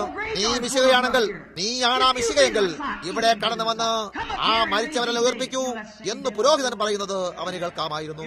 അതേ പിശാച് തന്നെ ഇന്നുമുണ്ടെന്ന് നിങ്ങൾക്കറിയാമോ? നോക്കൂ, മതത്തിന്റെ രീതിയിൽ അതേ വിധത്തിൽ തന്നെയാകുന്നു. കാണുന്നോ? നീ മിശികയാണെങ്കിൽ ഞങ്ങളുടെ മരിച്ചവരെ ഉറപ്പിക്കൂ. അവിടെ മുകളിലായി ഞങ്ങൾക്ക് അനേകരുണ്ട്, കടന്നു വരൂ. അതുമല്ല, സകലരും അലറി വിളിക്കുന്നുമുണ്ട്. പ്രവാചകൻ ഓശന്ന എന്ന് അലറി വിളിക്കുന്നവരുമുണ്ട്. മറ്റു ചിലർ അതൊന്നും മറ്റേതൊന്നും ഏർപ്പെടുന്നു. അങ്ങനെയുള്ള ആ ഒരു കുഴച്ചിലാണ്. ഈ വയസ്സൻ വിചാരിച്ചു, എനിക്ക് അവനെ കൈവിട്ടുപോയി. അവൻ അവിടെ താഴേക്ക് വരുമെന്നും അവൻ ഇവിടേക്ക് തന്നെ വരുമെന്നും ഞാൻ വിചാരിച്ചു പോയി. ഞാൻ ശരിയായ സ്ഥലത്തല്ല ഇരുന്നിരുന്നത്. അവൻ ഉച്ചത്തിൽ വിളിക്കാൻ തുടങ്ങി. അവൻ വിചാരിച്ചു, അവൻ വചനമാണെങ്കിൽ അവൻ ദൈവം തന്നെ, അവൻ അങ്ങനെ തന്നെ ആയിരിക്കണം. അതിനാൽ യേശുവേ, ദാവീദ് പുത്ര, എന്റെ മേൽ കൃപ തോന്നണമേ. തീവ്ര ദുഃഖത്തിന്റെ ആ മണിക്കൂറിൽ അവൻ നിലവിളിച്ചു. ഇപ്പോൾ യേശു, നിങ്ങൾ ഇതിനെ ഓർത്തിരിക്കൂ, അത് യെരിഹോവിൽ വെച്ചായിരുന്നു. അവൻ ഇരുന്നിരുന്ന സ്ഥലത്ത് നിന്നും അത് യെരിഹോവിൽ വെച്ചുള്ളതായിരുന്നു. അവിടെ നിന്ന് 150 വാരം അകലെയായിരുന്നു. ആയിരക്കണക്കിന് ജനങ്ങൾ അവന് ചുറ്റിലുമായി തിങ്ങിച്ചെരുങ്ങുമ്പോൾ അവൻ ആ മനുഷ്യന്റെ വിളി കേൾക്കാൻ കഴിയുന്നതല്ല. എന്നാൽ അവൻ അത് അനുഭവിച്ചു. അവൻ നിന്നു. ഈ വരും രാത്രികളിലൊന്നിൽ അനന്തരം യേശു നിന്നു. അപ്പോൾ യേശു കുനിഞ്ഞു. എന്ന വിഷയത്തിന് പ്രസംഗിക്കാൻ ആഗ്രഹിക്കുന്നു. എന്നാൽ യേശു നിന്നു. അപ്പോൾ അതെന്തായിരുന്നു? അവനെ വിളിച്ചു. ഗുരു വന്നിട്ടുണ്ട്, നീ തളർന്നു പോകരുത് എന്നവന് ശിഷ്യന്മാർ പറഞ്ഞു. അവൻ നിന്നെ വിളിക്കുന്നു. അവിടെ ആ ജനസഞ്ചയത്തിൽ നിന്നും അവനെ വിളിച്ചു. അവൻ ഇപ്പോഴും അതേ കാര്യം തന്നെ ചെയ്യുന്നു. അത് ആഴത്തിലിറങ്ങുന്നില്ലേ? കാണുന്നു, ഗുരു വന്നിട്ടുണ്ട്, നിന്നെ വിളിക്കുന്നു. അവൻ അന്ധതയിൽ നിന്നും പ്രകാശത്തെ വിളിക്കുന്നു. അവനെ മരണത്തിൽ നിന്നും ജീവനിലേക്ക് വിളിക്കുന്നു. ഗുരു വന്നിട്ടുണ്ട്, അവൻ നിന്നെ വിളിക്കുന്നു. അവനെ വിളിച്ചപ്പോൾ അവന്റെ കാഴ്ചയെ തിരിച്ചു കിട്ടി. ഒരിക്കൽ മലയിൽ വെച്ച് രക്തസ്രാവം ഉണ്ടായിരുന്ന സ്ത്രീ അവളുടെ സകല ധനവും വൈദ്യന്മാർക്ക് വേണ്ടി ചെലവിട്ടിരുന്നു. അവർ ആ മൃഗക്കൂട്ടത്തെ വിറ്റുന്നിരിക്കാം എന്നതിൽ ഒരു സംശയവുമില്ല. അവർ തങ്ങളുടെ കൃഷിപ്പറമ്പുകളെ വിൽക്കുകയോ പണയം വെക്കുകയോ ചെയ്തൊന്ന് കാണാം. അവർക്കുണ്ടായിരുന്ന സകലതും വൈദ്യന്മാർക്കായി അവർ ചെലവാക്കിയിരുന്നു. അവരിൽ ആർക്കും തന്നെ അവൾക്കൊരു നന്മയും ചെയ്യാനായില്ല. അവൾ തുടർച്ചയായി മോശമായി കൊണ്ടിരുന്നു. രക്തം നിലച്ചിരുന്നില്ല. തുടർച്ചയായി അത് പിന്നെയും പ്രവഹിച്ചുകൊണ്ടിരുന്നു. അവൾ ആഴത്തിൽ പോയിക്കൊണ്ടിരുന്നു. ഒരു നാൾ അവൾ താമസിച്ചിരുന്ന മലയിൽ അവളിരുന്ന് തുണി തുന്നുമ്പോൾ അവൾ താഴ്വരയിലേക്ക് നോക്കാനിടയായി. അപ്പോൾ അവിടെ ഒരു വഞ്ചി വരുന്നത് അവൾ കണ്ടു. പ്രവാചകൻ ഓശന്ന എന്നാർപ്പെട്ടുകൊണ്ട് എല്ലാവരും അവിടേക്ക് ഓടുന്നു. അവൾ അവനെ കുറിച്ച് കേട്ടിട്ടുണ്ടായിരുന്നു. വിശ്വാസം കേൾവിയാൽ വരുന്നു. ഇപ്പോൾ അവൾ പറയുകയാണ്, ഞാനും അവിടെ താഴേക്ക് ചെന്ന് അവനെ ഒന്ന് നോക്കിക്കാണും. അവൾ അവിടേക്ക് നടന്നു ചെല്ലുമ്പോൾ അവളുടെ ആദ്യ നോട്ടത്തിൽ തന്നെ ഇടത്തിൽ സാക്ഷാത്കരിക്കപ്പെട്ട ദൈവവചനത്തെ അവൾ കണ്ടു. അവന്റെ വർത്തമാനത്തിലും അവന്റെ നോട്ടത്തിലും എന്തോ ഉള്ളതുപോലെ തോന്നി. അതവൻ തന്നെയാണ് എന്ന് അവൾക്ക് അറിയാനായി. അതെ ശ്രീമാൻ, ഏതെങ്കിലും വിധത്തിൽ എനിക്ക് അവനെ ശ്രദ്ധയെ ആകർഷിക്കാൻ കഴിഞ്ഞെങ്കിൽ, എനിക്ക് അവനെ ഏതെങ്കിലും വിധത്തിലൊന്ന് തൊടാനായെങ്കിലും കഴിഞ്ഞെങ്കിൽ, അവൾ ജനക്കൂട്ടത്തിനിടയിലൂടെ നുഴഞ്ചെന്ന് അവന്റെ വസ്ത്രത്തിന് തൊട്ടു. ഇപ്പോൾ ഓർക്കൂ, അവളുടെ കൈ വിരലിനാലല്ല അവൻ അനുഭവിച്ചത്. ഇല്ല ശ്രീമാൻ, എന്തുകൊണ്ടെന്നാൽ പാലസ്തീനിയുടെ വസ്ത്രങ്ങൾ അയഞ്ഞു കിടന്നിരുന്നു. അത് മാത്രമല്ല, പത്രോസ് പറയുകയും ചെയ്യുന്നു, എല്ലാവരും നിന്നെ തൊടുന്നുണ്ടല്ലോ. അവൻ പറഞ്ഞു, ഇതൊരു വ്യത്യസ്തമായ തൊടലാണ്. എന്നിൽ നിന്നും ശക്തി ചോർന്നു പോയത് ഞാൻ അറിയുന്നു. യേശു വന്നു കഴിഞ്ഞിരിക്കുന്നു. അവളുടെ പണമെല്ലാം തീർന്നിരുന്നു. സകലതും പോയി കഴിഞ്ഞിരുന്നു. എന്നാൽ ആ 2 മണിക്കൂർ രക്തം നിലയ്ക്കാതിരുന്നപ്പോൾ, വൈദ്യന്മാർക്ക് അതിനെ നിർത്താൻ കഴിയാതിരുന്നപ്പോൾ യേശു വന്നു. അവൻ എന്ത് ചെയ്തിരിക്കണം? അവൻ അവളെ വിളിച്ചു. അവളെ കണ്ടുപിടിക്കുവോളം ചുറ്റും നോക്കി. അവൻ പറഞ്ഞു, നിനക്ക് രക്തസ്രാവം ഉണ്ടായിരുന്നു, അതിപ്പോൾ നിന്നുപോയിരിക്കുന്നു. അവൻ ഇന്നലെയും ഇന്നും എന്നേക്കും മാറാത്തവനാണ്. ഗുരു വന്നിട്ടുണ്ട്, അവൻ നിന്നെ വിളിക്കുന്നു. അവൻ കടന്നു വരികയും അവൻ അവളെ വിളിക്കുകയും ചെയ്തു. അവൻ വന്നിട്ടുണ്ട്, അവൻ നിന്നെ വിളിക്കുന്നു. അവൻ അവളെ ആരോഗ്യത്തിലേക്ക് തിരികെ വിളിച്ചു. കഴിഞ്ഞ രാത്രിയിൽ നാം സംസാരിച്ച കിണറ്റിൻകരയിലെ ആ മഹിള എല്ലാ പ്രതീക്ഷകളും കൈവിട്ടു പോയിരുന്നു. ഒരുപക്ഷെ അവളുടെ 5ാമത്തെ ഭർത്താവും അവളെ ഉപേക്ഷിച്ച് പോയിട്ടുണ്ടാകാം. അന്നു രാത്രിയിൽ അവളുടെ 6ാമത്തതിന് എടുത്തിട്ടുണ്ടായിരുന്നേ കാണൂ. അവൾക്ക് അവനെ കുറിച്ച് ഒരു അല്പ സംശയവും ഉണ്ടായിരുന്നു. സദാചാരമനുസരിച്ച് അവൾ തകർന്നു കഴിഞ്ഞിരുന്നു. അവളൊരു മാന്യ മകളെയായിരിക്കാൻ ആഗ്രഹിച്ചിരുന്നു. അവൾ ബൈബിൾ വായിക്കുന്നുണ്ടായിരുന്നു എന്നതിൽ ഒരു സംശയവുമില്ല. അവൾ അവിടേക്ക് ഒറ്റയ്ക്കാണ് പോകുക. ഏകദേശം 11-ാം മണി നേരത്ത് പോകുമായിരുന്നു. ധർമാനുസാരികളായ സ്ത്രീകൾ രാവിലെ നേരം അവിടേക്ക് വരുമ്പോൾ അവൾക്ക് അവിടേക്ക് പോകാൻ കഴിയില്ലായിരുന്നു. അവർക്ക് ആവശ്യമായ വെള്ളം അവരുടെ തലയിൽ കുടങ്ങളെ ചുമന്നുകൊണ്ട് തിരികെ പോകുമായിരുന്നു. അതുകൊണ്ട് അവരുമായി ഇടപഴകാൻ അവൾ വന്നിരുന്നില്ല. അവർക്ക് ആ ദിവസങ്ങളിൽ തെറ്റും ശരിയും തമ്മിൽ ഇടകലർത്താനാകില്ലായിരുന്നു. ഒരു വേർതിരിവുണ്ടായിരുന്നു. അധർമ്മികൾ അവരവരുടെ സ്ഥലങ്ങളിൽ വസിച്ചിരുന്നു. അതുകൊണ്ട് മറ്റുള്ളവരോടൊപ്പം അവൾ അവിടെ വന്നിരുന്നില്ല. അവർ അവളെ അവിടേക്ക് പോകാൻ അനുവദിച്ചിരുന്നില്ല. അതിനാൽ എല്ലാവരും അവർ തങ്ങളുടെ വെള്ളവും എടുത്തുകൊണ്ട് തിരികെ പോയി കഴിയുമ്പോൾ അവൾ ഏറ്റവും നല്ലതിനായി വന്നിരുന്നു. അങ്ങനെ അവളുടെ തലയിൽ ഈ കുടവുമായി അവിടേക്ക് വരുമ്പോൾ ഇങ്ങനെയെല്ലാം ചിന്തിച്ചുകൊണ്ട് നടന്നു പോയിരിക്കാം എന്നതിൽ സംശയമില്ല. ഞാൻ വിവാഹം ചെയ്ത മനുഷ്യൻ അഥവാ കഴിഞ്ഞ രാത്രിയിൽ ഇടപഴകാനായ വ്യക്തി, എനിക്ക് അദ്ദേഹത്തെ സംശയമുണ്ട്. അവനൊരു മനുഷ്യനായിട്ട് അവൻ അത്രയ്ക്ക് വിചിത്രമായി പെരുമാറുന്നു. എനിക്ക് അവനെ അത്രയങ്ങ് മനസ്സിലാക്കാൻ കഴിഞ്ഞിട്ടില്ല. എനിക്കൊരവസരം കിട്ടിയിട്ടില്ല. ഞാൻ സമൂഹത്തിൽ നിന്നും തഴയപ്പെട്ടിരിക്കുന്നു. എനിക്ക് ആ പള്ളിയിലേക്ക് പോകാൻ കഴിയുന്നില്ല. അവർ അനുവദിക്കുന്നില്ല. അവരെ ഒന്ന് നോക്കുവിൻ. എനിക്ക് എന്ത് ചെയ്യണമെന്നറിയില്ല. ഞാൻ തീവ്ര ദുഃഖത്തിലാണ്. ഞാൻ ബൈബിളിൽ വായിക്കുന്നുണ്ടായിരുന്നു, തീർച്ചയായും ഒരു നാൾ ആ പ്രവാചകൻ കാഴ്ചയിൽ വരും. അങ്ങനെ ഒരു കാര്യമില്ലെന്ന് അവർ അവകാശപ്പെടുന്ന എനിക്കറിയാം. അത് മാത്രമല്ല, ചിലപ്പോൾ ഇത് 100 കണക്കിന് വർഷങ്ങൾക്ക് ശേഷമോ 1000 വർഷങ്ങൾക്ക് ശേഷമോ സംഭവിച്ചേക്കാം. ഞങ്ങൾ അതിനുവേണ്ടി 1000 വർഷങ്ങളായി നോക്കിയിരുന്നു. ഇതുവരെ സംഭവിച്ചിട്ടില്ല. അതുകൊണ്ട് ഞങ്ങളിപ്പോൾ അതിലേക്ക് നോക്കുന്നില്ല. സകലതും അങ്ങനെയായിട്ട്, ഓ ഇല്ല, ഞങ്ങൾക്ക് സഭകളും മറ്റുമുണ്ടല്ലോ. ഇപ്പോൾ ഞങ്ങൾ അവനെ അങ്ങനെ നോക്കേണ്ട ആവശ്യമില്ല. ആ സമയത്ത് അങ്ങനെ ചിന്തിച്ചുകൊണ്ട് അവൾ അവിടേക്ക് പോയിക്കൊണ്ടിരുന്നു. നിങ്ങൾക്കറിയാമോ, നിങ്ങൾ അവനെ കുറിച്ച് ചിന്തിക്കുമ്പോൾ ആ നേരത്താണ് അവൻ നിങ്ങളുടെ കാഴ്ചയിൽ വരിക. അവരുടെ യാത്രയിൽ അവർ എമ്മാവൂസിലേക്ക് പോകുമ്പോൾ എന്ന കഴിഞ്ഞ രാത്രിയിൽ നമുക്ക് കിട്ടിയതുപോലെ തന്നെ ആ കാര്യങ്ങളെ കുറിച്ച് അവൾ ചിന്തിക്കുമ്പോൾ ഒരു മനുഷ്യൻ ഇങ്ങനെ പറയുന്നവൾ കേട്ടു, എനിക്കല്പം കുടിക്കാനായി കൊണ്ടുവരൂ. അതിനെക്കുറിച്ച് എന്താണ്? അവളുടെ ഏറ്റവും ഇരുളടഞ്ഞ മണിക്കൂറുകളിൽ അവളുടെ ധാർമ്മികത മുഴുവൻ നഷ്ടപ്പെട്ടു കഴിഞ്ഞപ്പോൾ ഒരുപക്ഷെ അവൾ അങ്ങനെ ജീവിക്കാനായി തെരുവിലേക്ക് തള്ളപ്പെട്ട ഒരു സുന്ദരിയും ചെറുപ്പക്കാരിയുമായ സ്ത്രീയായിരുന്നു എന്ന് വരാം. ചില നേരങ്ങളിൽ ആ കൊച്ചു പെൺകുട്ടികളുടെ കുഴപ്പമായിരിക്കില്ല, അവളുടെ അമ്മയപ്പന്മാരുടെ കുഴപ്പമായിട്ട് അവളെ അങ്ങനെ തന്നെ പോകാൻ അനുവദിച്ചു എന്ന് വരാം. അതാ അവിടെ അവളായിരിക്കുന്നു. ഒരുപക്ഷെ അവളുടെ ചെറിയ തലമുടി ചുരുളുകൾ താഴേക്ക് നീണ്ടുകിടന്നു വന്നിരിക്കാം. അവൾ ഒഴിവാക്കപ്പെട്ടു, ക്ഷീണതയായി, അവളുമായി ആർക്കും യാതൊന്നും ചെയ്യാനില്ലെന്ന മട്ടിൽ ആ കുഞ്ഞ് അതിന് പിന്നിലായി ഒരു വലിയ കഥ തന്നെയുണ്ടെന്ന് വരാം. മുന്നോട്ട് പൊയ്ക്കൊണ്ടേയിരുന്നു. എങ്ങനെയൊക്കെയായാലും ഞാനൊരു കാര്യം അറിയുന്നു, അവൾ ബൈബിൾ വായിച്ചിട്ടുണ്ടായിരുന്നു. അവൾ ബൈബിളിൽ വിശ്വസിച്ചിരുന്നു. അവിടെ ഹൃദയത്തിന്റെ കീഴ്ത്തട്ടിലായി ഒരു ചെറിയ വിത്ത് കിടന്നിരുന്നു. അതിങ്ങനെ പറയും, എപ്പോഴെങ്കിലും സംഭവിച്ചാൽ ഞാനതറിയും. അവൾ അതിലേക്ക് മുൻ നിയമിക്കപ്പെട്ടവളായിരുന്നു. യൂദാസ് അവിടെ നിന്നുകൊണ്ട് അങ്ങനെയൊക്കെ പ്രവർത്തിച്ചു. അവൻ എന്താണ് ചെയ്തതെന്ന് നോക്കുവിൻ. ഹൃദയത്തിന്റെ ഏറ്റവും അടിത്തട്ടിലായി ഇരുട്ടായിരുന്നു. അവിടെ അവന്റെ പ്രവൃത്തിയിന്മേൽ വെളിച്ചം വീശുന്നുണ്ടായിരുന്നു. എന്നാൽ അവന് ഹൃദയത്തിന്റെ ആഴത്തിൽ അവനത് വിശ്വസിച്ചിരുന്നില്ല. ഇതാ ഇവിടെ അവളായിരിക്കുന്നു. നോക്കൂ, വെളിച്ചത്തിന് അതിലേക്ക് കടക്കാൻ കഴിഞ്ഞിരുന്നില്ല. എന്നാൽ ഇവിടെ അവളായിരുന്നു കൊണ്ട് വിശ്വസിക്കുന്നു. അവൾ അത് വിശ്വസിച്ചിരുന്നു. അവളുടെ ജീവിതം ഇരുളടഞ്ഞിരുന്നു. വെളിച്ചം അതിൽ പതിച്ചപ്പോൾ അതിൽ നിന്നും ഇരുളിനെ പുറത്തെടുത്തു. എന്നാൽ ആ വെളിച്ചം അവിടെ പ്രകാശിച്ചപ്പോൾ അത് മുഴുവനുമായി ഇരുൾ പരത്തി.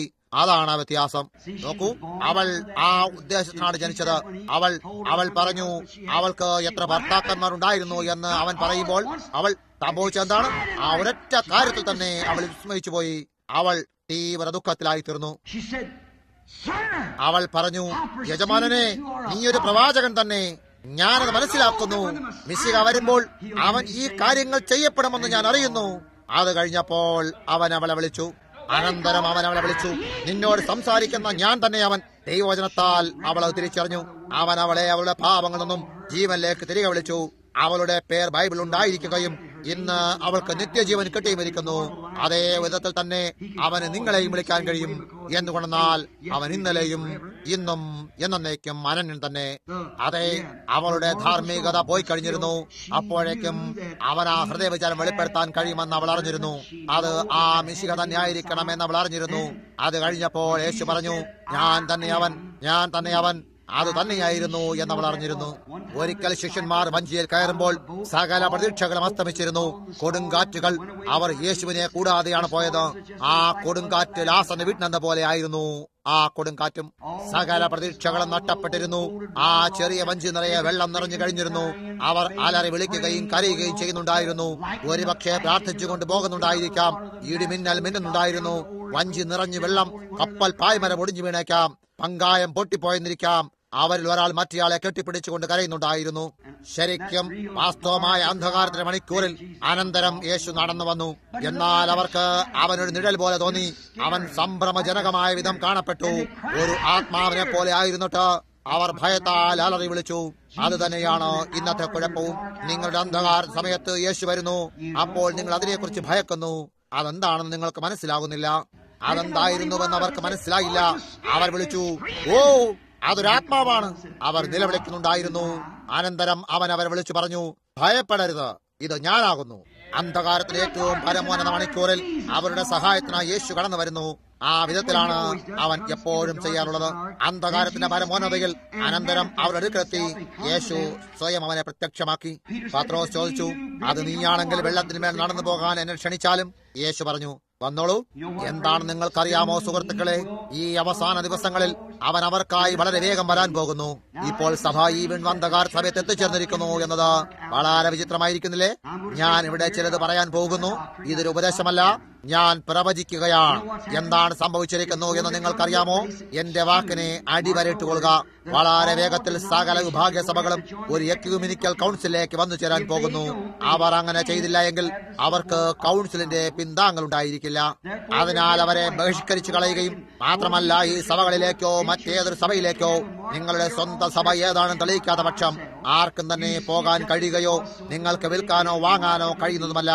അത് അങ്ങനെ ആയിരിക്കുന്നതായി നിങ്ങൾ കണ്ടിരിക്കുന്നു. അതങ്ങനെ തന്നെ ഒരു മൃഗത്തിന്റെ മുദ്രയായി സംഭവിക്കാൻ പോകുന്നു. സഭയ്ക്ക്, ആത്മീയ ജനങ്ങൾക്ക് അവർക്കത് ബോധ്യമാകും. എങ്ങനെയൊക്കെ ആയാലും പെന്തക്കോസ്തുകാരായ നിങ്ങൾക്ക് അത് ബോധ്യമാകും. നിങ്ങൾ അതിനെ തിരിച്ചറിയാൻ തുടങ്ങിയിട്ടുണ്ട്.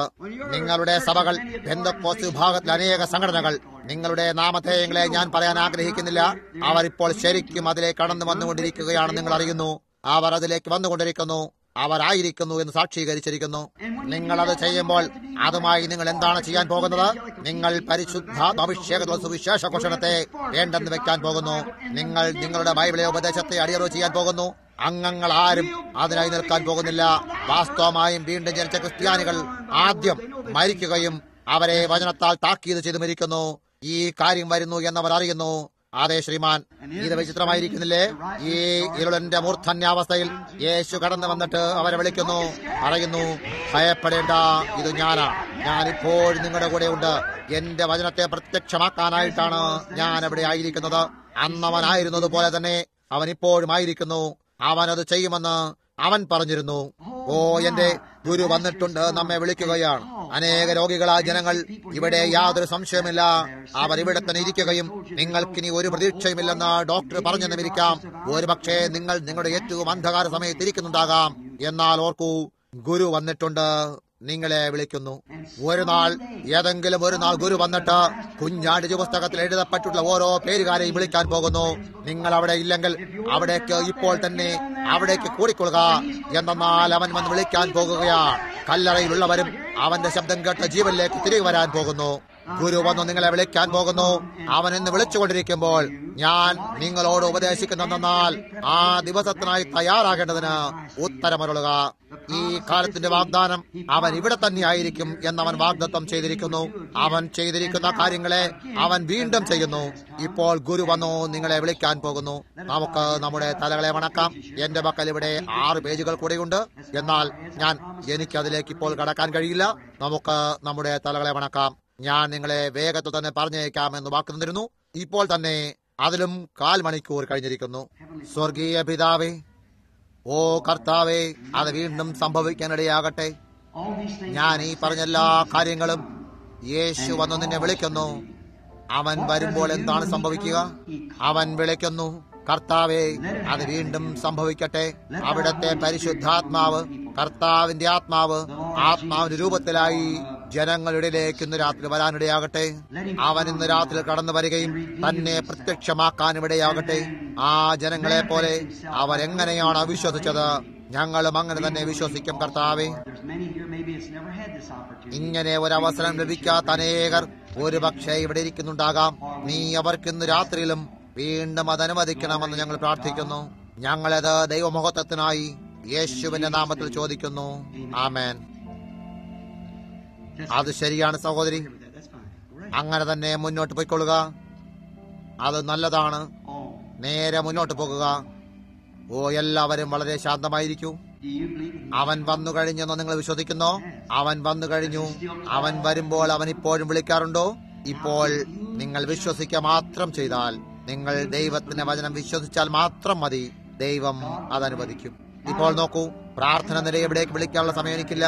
കർത്താവ് അനുവദിച്ചാൽ അവിടെ വെച്ച് ഇന്നു രാത്രിയിൽ ഞാൻ അവരെ വിളിക്കാൻ പോകുന്നു. ഗുരു വന്നിട്ടുണ്ട്. അവസാന ദിവസത്തേക്കുള്ള തന്റെ വചനം നിറവേറ്റാനായി അവൻ വന്നിരിക്കുന്നു. അവൻ അന്നെന്തായിരുന്നോ അതുതന്നെ ഇന്നുമായിരിക്കുന്നു. അന്ന് അവന് പ്രത്യക്ഷമാക്കലോ അതല്ല അവനെ തിരിച്ചറിയിക്കലോ എന്തായിരുന്നോ, അവൻ ഇന്നും അങ്ങനെ തന്നെ. കാരണം അവനിപ്പോൾ വചനമാകുന്നു. നിങ്ങളത് വിശ്വസിക്കുന്നോ? മാത്രമല്ല, ദൈവത്തിന്റെ വചനം ഹൃദയത്തിന്റെ ചിന്തനങ്ങളെയും വിചാരങ്ങളെയും വിവേചിക്കുന്നതുമാകുന്നു. അന്ന് അവൻ ചെയ്തതുപോലെ തന്നെ അതേ വിധത്തിൽ തന്നെ അവൻ ഇപ്പോഴും ചെയ്യുന്നു. അവൻ ഇന്നും അതുപോലെ തന്നെയല്ലേ? അവൻ ഇപ്പോൾ തന്നെ അത് ചെയ്യുമെങ്കിൽ നിങ്ങൾ അവൻ വിശ്വസിക്കുമോ? അത് നിങ്ങൾ അവനിൽ വിശ്വസിക്കാൻ ഇടയാക്കുമോ? ഇപ്പോൾ അവിടെയുള്ള നിങ്ങളിൽ എനിക്കറിയാവുന്ന ആരെങ്കിലും ഇവിടെയുണ്ടോ? ഞാൻ ആദ്യം നോക്കട്ടെ. എന്നെ അറിയാവുന്ന ആരെങ്കിലും അവിടെ ഇരിക്കുന്നോ നോക്കട്ടെ. ഇവിടെ ചുറ്റിലും ഇവിടെ മുകളിലുമായി അതെന്നെ അറിയുന്നില്ല. നിങ്ങളുടെ കൈ ഉയർത്തിയാലും എനിക്ക് നിങ്ങളെ കുറിച്ച് ഒന്നും തന്നെ അറിയില്ല. നിങ്ങൾക്കറിയാം, നിങ്ങൾ രോഗിയായിരിക്കുന്നു. നിങ്ങളുടെ കൈകളെ ഉയർത്തി കാട്ടിയാലും എല്ലാവരും ഒന്ന് ഞാൻ ഊഹിക്കുന്നു. ശരി, ഇപ്പോൾ നിങ്ങൾ വിശ്വസിക്കുന്നു. നിങ്ങളുടെ മുഴു ഹൃദയത്തോടും ഇപ്പോൾ തന്നെ വിശ്വസിക്കുക. സംശയിക്കരുത്. വിശ്വാസമുണ്ടായിരിക്കുക. ദൈവത്തിൽ വിശ്വസിക്കുക. വളരെ ശാന്തരായിരിക്കണം. ഞാൻ നിങ്ങളോട് ആവശ്യപ്പെടുകയാണ്. ഇപ്പോൾ എവിടെയും അനങ്ങുക പോലും ചെയ്യരുത്. ദയവ് ചെയ്യരുത്. കാണുന്നോ? നിങ്ങൾ ഒരു പ്രാണനും ശരീരവും ആത്മാവുമാണ്. നിങ്ങളുടെ ആത്മാവ്, പരിശുദ്ധാത്മാവ് വളരെ ശൗര്യം കുറഞ്ഞതാണ്. ഞാൻ ജനങ്ങളെ എന്റെ കൈകൊണ്ട് പിടിക്കുമ്പോൾ പരിശുദ്ധാത്മാവിനാൽ ഈ ഹൃദയവിചാരത്തിന് വെളിപ്പെടുത്തൽ കടന്നു വരുന്നത് അനേക വർഷങ്ങൾക്ക് മുമ്പ് ഞാൻ ഇവിടെ വന്നപ്പോൾ നിങ്ങളോട് പറഞ്ഞത് ഓർമ്മയിൽ എത്ര പേരുണ്ട്? അങ്ങനെ പോയിക്കൊണ്ടിരിക്കുകയും ചെയ്യുന്നു, അറിയാമോ? നിങ്ങൾ അത് ഓർമ്മിക്കുന്നുണ്ടോ? എന്നാൽ അവൻ പറഞ്ഞു, ജനങ്ങളെ നിന്റെ മേൽ വിശ്വസിപ്പിക്കാനായാൽ അനേക വർഷങ്ങൾക്ക് മുമ്പുള്ള ആ ദിവസങ്ങൾ ഓർമ്മയുണ്ടോ? നിങ്ങൾക്കത് വിശ്വസിക്കേണ്ടതുണ്ട്. ഞാനൊരു മനുഷ്യനെ കാണുന്നു. ഇവിടെ ഉണ്ടായിരുന്ന മറ്റു യോഗത്തിലും ഉണ്ടായിരുന്നുവെന്നാണ് ഞാൻ കരുതുന്നത്. ഇപ്പോൾ ഇവിടെ തന്നെ ഇരിക്കുന്നു. പരിശുദ്ധാത്മാവ് ഞാൻ പ്രസംഗിച്ചു കൊണ്ടിരിക്കുന്ന നേരം ഞാൻ അയാളെ ശ്രദ്ധിക്കുന്നുണ്ടായിരുന്നു. അവൻ ഒരു ഗുണമുള്ള മനുഷ്യനാണ്. അവന്റെ കൈക്ക് കീഴിലായി ഊന്നുപടികൾ വെച്ചിട്ടുണ്ട്. ഞാൻ വെളി നടത്താൻ തുടങ്ങിയപ്പോൾ ഒരു കറുത്ത നിഴലായി സാത്താൻ അവന്റെ അടുക്കൽ വന്നു. ഞാൻ എന്റെ സ്വന്തം കണ്ണുകളാൽ അത് കണ്ടു. അവൻ എഴുന്നേറ്റ് പുറത്തേക്ക് പോയി കളഞ്ഞു. അവൻ അപ്പോഴും മുടന്തൻ തന്നെയായിരുന്നു. നോക്കൂ, അവൻ അവിടെ വെച്ച് തന്നെ സുഖപ്പെടാമായിരുന്നു. അവൻ ഇങ്ങനെ കാണുന്നോ? എന്തുകൊണ്ടാണെന്ന് എനിക്കറിയില്ല. അവൻ പിശാചിനെ കേട്ടു എന്നാണ് ഞാൻ ഊഹിക്കുന്നത്. നിങ്ങൾ എഴുന്നേറ്റ് നിന്ന് ആ നിഴലുകളെയും മറ്റും ശ്രദ്ധിച്ചാൽ, ആ രൂപങ്ങളെ ശ്രദ്ധിച്ചാൽ, അവരായിരുന്ന വിധത്തിൽ തന്നെ അവർ എങ്ങനെയാണ് ചെയ്യുന്നത് നോക്കൂ. അതിങ്ങനെയായിട്ട് ഇപ്പോൾ എനിക്ക് സൗഖ്യമാക്കാൻ കഴിയില്ല. നിങ്ങളെ സൗഖ്യമാക്കാൻ കഴിയുമെന്ന് പറയുന്ന മനുഷ്യൻ അവൻ തെറ്റു പറയുകയാണ്. നിങ്ങൾ മുന്നമേ തന്നെ സൗഖ്യം പ്രാപിച്ചിരിക്കുന്നു. എന്നാൽ അത് യേശുക്രിസ്തുവിന്റെ സാന്നിധ്യത്തെ തിരിച്ചറിയിക്കുന്നതാണ്. അവനെ വീണ്ടും കാണാനും വഴിയെന്ന് മാർത്തയ്ക്ക് അറിയാമായിരുന്നുവെങ്കിൽ അവൾക്ക് അവളുടെ ആഗ്രഹം സാധിക്കുമായിരുന്നു. എന്തുകൊണ്ടെന്നാൽ അവൻ പ്രത്യക്ഷമാക്കപ്പെട്ട വചനമായിരുന്നു. അത്രമാത്രം ഇന്ന് രാത്രി നമുക്ക് വിശ്വസിക്കാൻ കഴിയില്ലേ? തീർച്ചയായും നാം വിശ്വസിച്ചിരിക്കണം.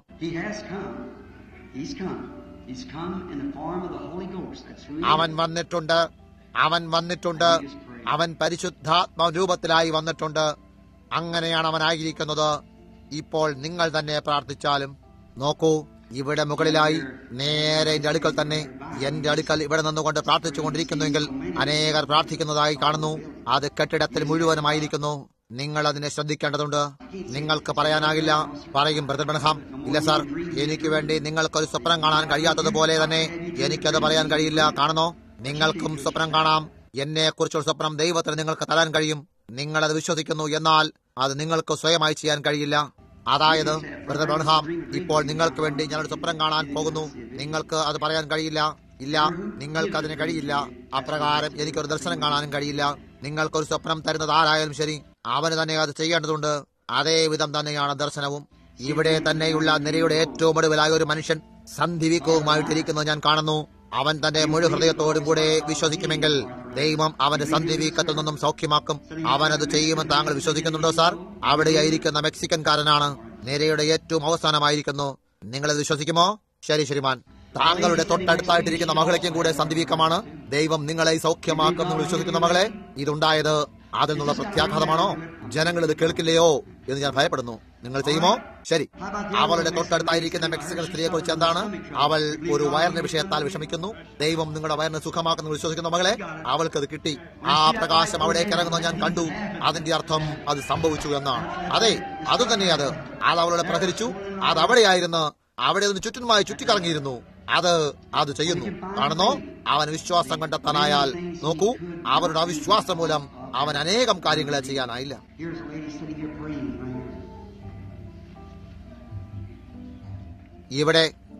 ഇവിടെ ഒരു മഹിള ഇരുന്ന് പ്രാർത്ഥിക്കുന്നു. അവൾ ഭയന്നിരിക്കുന്നു. അവളായിരിക്കണം. അവൾ ഒരു അപകടകരമായ അവസ്ഥയിലായി വളരെ മോശമായിരിക്കുന്നു. എനിക്ക് നിങ്ങളെ അറിയില്ല, എന്നാൽ ദൈവം നിങ്ങളെ അറിയുന്നു. ഈ ക്യാൻസറോ മറ്റെന്തോ ആയാലും ശരി, ദൈവത്തിന് എന്നോട് പറയാൻ കഴിയുമെന്ന് നിങ്ങൾ വിശ്വസിക്കുന്നു. നേരെ എന്നെ നോക്കൂ. ഇവിടെ അനേകർ പ്രാർത്ഥിക്കുന്നു. നിങ്ങൾ നോക്കൂ, അതെന്തിനു വേണ്ടിയാണെന്ന് ഞാൻ പറയുന്നത്. ഞങ്ങളെ നോക്കൂ. ഇപ്പോൾ അതെ, നിങ്ങൾ ഇവിടെ നിന്നുമല്ല. നിങ്ങളുടെ വീട് ഇവിടെയല്ല. നിങ്ങൾ കാലിഫോർണിയയിലെ പോർട്ടർവില്ല എന്ന സ്ഥലത്തു നിന്നുമാണ്. അത് ശരി തന്നെ.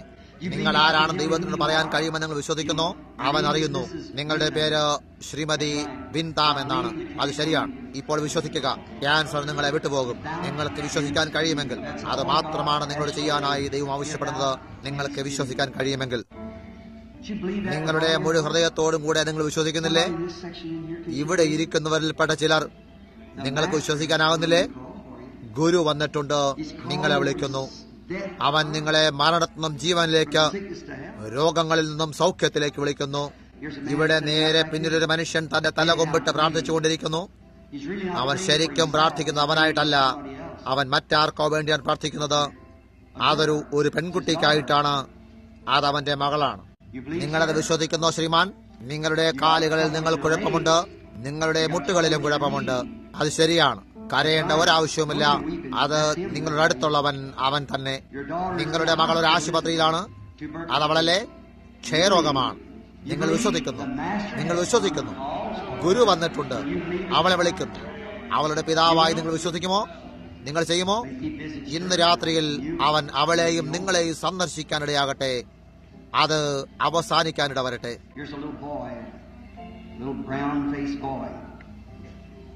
ഇവിടെ ഒരു തവിട്ട് നിറത്തോടു കൂടിയ മുഖമുള്ള ആൺകുട്ടിയിരിക്കുന്നു. അവനൊരു ചർമ്മരോഗത്താലും ആസ്മയാലും പീഡിതനാണ്. ഒരു ചെറിയ മെക്സിക്കക്കാരൻ പയ്യൻ അവിടെ ഇരിക്കുന്ന മെക്സിക്കൻ കുട്ടിയാണ്. അവൻ ഇവിടെ നിന്നുമല്ല, അവൻ സാൻ ജോസിൽ നിന്നുമാകുന്നു. നീ അത് വിശ്വസിക്കുന്ന മകനെ? മറ്റൊരു കാര്യം, നിന്റെ അപ്പനും കൂടി ഇവിടെ തന്നെയുണ്ട്. അയാളൊരു മിനിസ്റ്ററാണ്. അത് ശരി തന്നെ. നിന്റെ പേരെന്താണെന്ന് ദൈവത്തിന് എന്നോട് പറയാൻ കഴിയുമെന്ന് വിശ്വസിക്കുന്നോ? അത് നിങ്ങളെ വളരെ ആഴത്തിൽ വിശ്വസിക്കാൻ സഹായിക്കുമോ? നിന്റെ പേര് രൂപൻ എന്നാണ്. ദൈവം നിന്നെ സൗഖ്യമാക്കും. ഗുരു വന്നിട്ടുണ്ട്, അവൻ നിങ്ങളെ വിളിക്കുന്നു. ഓ പാപിയെ, ഓ രോഗികളായവരെ, വിശ്വാസികളുടെ ഇടയിലായി ഗുരു ജനങ്ങളെ പ്രത്യക്ഷമായിരിക്കുന്നത് കാണാൻ കഴിയുന്നില്ലേ? തന്റെ വിശ്വാസികളായ മക്കളെ ആരോഗ്യത്തിൽ വിളിക്കാൻ അവൻ വന്നിരിക്കുന്നു. എല്ലാ പാപിയെയും മാനസാന്തരത്തിൽ വിളിക്കാൻ അവൻ വന്നിരിക്കുന്നു. പിന്മാറ്റക്കാരാ സഭാംഗമേ, ഗുരു വന്നിട്ടുണ്ട്, നിങ്ങളെ വിളിക്കുന്നു. നിങ്ങളത് വിശ്വസിക്കുന്നോ? ഇപ്പോൾ തന്നെ അത് നിങ്ങളുടെ ആവശ്യത്തിനായിട്ടാണ് നിങ്ങൾ വിശ്വസിക്കുന്നു. നിങ്ങളത് ചെയ്യുന്നു എങ്കിൽ നിങ്ങളുടെ കൈകളെ ഉയർത്തിക്കാട്ടിക്കൊണ്ട് പറയൂ, അതെന്റെ ആവശ്യത്തിനായിട്ടാണെന്ന് ഞാൻ വിശ്വസിക്കുന്നു. എങ്കിൽ നിങ്ങൾ എഴുന്നേറ്റ് നിന്ന് അതിനെ സ്വീകരിക്കുക. ഗുരു വന്നിട്ടുണ്ട്, നിങ്ങളെ വിളിക്കുന്നു. നിങ്ങൾ ആരായാലും ശരി, നിങ്ങളുടെ ആവശ്യം എന്തായാലും ശരി, ഗുരു വന്നിട്ടുണ്ട്, നിങ്ങളെ വിളിക്കുന്നു. അവൻ ഇന്നലെയും ഇന്നും എന്നേക്കും മാറ്റപ്പെടാത്തവനാണ്. ആ മഹിള പട്ടണത്തിലേക്ക് പോയി പറഞ്ഞു, വരൂ, തെറ്റെന്തായിരുന്നു എന്നോട് പറഞ്ഞ മനെ വന്നു കാണൂ. നിങ്ങൾ തന്നെ വന്നു കാണുവിൻ. ഗുരു വന്നിട്ടുണ്ട്, അവൻ നിങ്ങളെ വിളിക്കുന്നു. നിങ്ങളുടെ കൈ ഉയർത്തി അവനെ സ്തുതിച്ചുകൊണ്ട് പറയൂ, കർത്താവായ യേശുവേ, ഞാനൊരു പാപിയാണ്, എന്നോട് ക്ഷമിക്കണമേ, ഞാനൊരു പിന്മാറ്റക്കാരനാണ്, എന്നെ തിരികെടുക്കണമേ. കർത്താവേ, എനിക്ക് പരിശുദ്ധാത്മാവ് ആവശ്യമായിരിക്കുന്നു, എന്നെ നിറയ്ക്കണമേ. ഞാൻ രോഗിയാകുന്നു, എന്നെ സൗഖ്യമാക്കണമേ. ഞാൻ മുടന്തനാണ്, എന്നെ നേരെയാക്കണമേ. ഗുരു വന്നിട്ടുണ്ട്, നിന്നെ വിളിക്കുന്നു. ഇപ്പോൾ തന്നെ നിങ്ങളുടെ കൈകളെ ഉയർത്തിക്കൊണ്ട് അവനെ സ്തുതിക്കുക. ആമേൻ. ഇവിടെ എനിക്കൊരു ചെറിയ രാഗം തരാമോ? ഞാൻ അവനെ സ്തുതിക്കും. നിങ്ങൾക്കറിയാമോ? ഞാൻ അവനെ സ്തുതിക്കും. അത് നിങ്ങൾക്കറിയാമോ? നിങ്ങൾക്കറിയില്ലേ? നിങ്ങളത് വിശ്വസിക്കുന്നോ?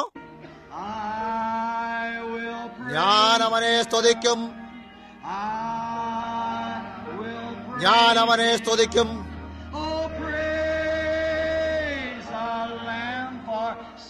ഓ പാപികൾക്കായി അറുക്കപ്പെട്ട കുഞ്ഞാടിനെ സ്തുതിപ്പിൻ.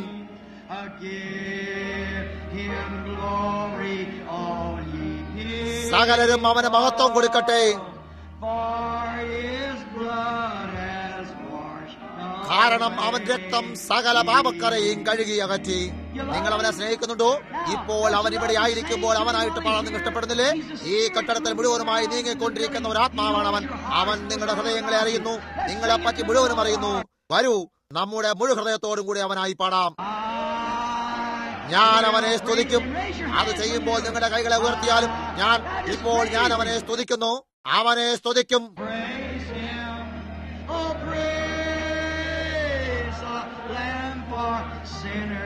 ഓ പാപികൾക്കായി കൊല്ലപ്പെട്ട കുഞ്ഞാടിനെ സ്തുതിപ്പിൻ.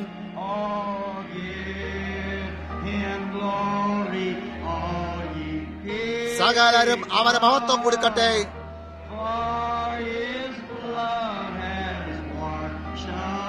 കാരണം അവൻ രക്തം സകല പാപക്കറയും കഴുകി അകറ്റി.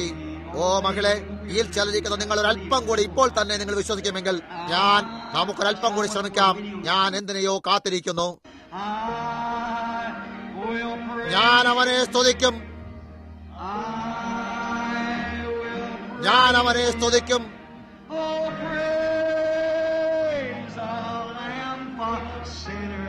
ഓ പാപികൾക്കായി കൊല്ലപ്പെട്ട കുഞ്ഞാടിനെ സ്തുതിപ്പിൻ.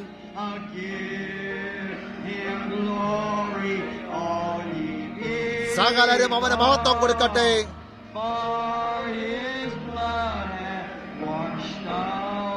കാരണം അവൻ രക്തം സകല പാപക്കറയും കഴുകി അകറ്റി. ഇപ്പോൾ നാം വീണ്ടും അത് പാടുമ്പോൾ ചുറ്റിനും തിരിഞ്ഞ് ആരുടെയെങ്കിലും കൈപിടിച്ചു കൊടുക്കുക. അത് പാടിക്കൊണ്ടിരിക്കുമ്പോൾ പാടൂ, ഞാൻ അവനെ സ്തുതിക്കും. തുടർന്നോളൂ. ഇപ്പോൾ എല്ലാവരും ചേർന്ന് ഞാൻ അവനെ സ്തുതിക്കും. ഞാൻ അവനെ സ്തുതിക്കും. ഓ പാപികൾക്കായി കൊല്ലപ്പെട്ട കുഞ്ഞാടിനെ സ്തുതിപ്പീൻ.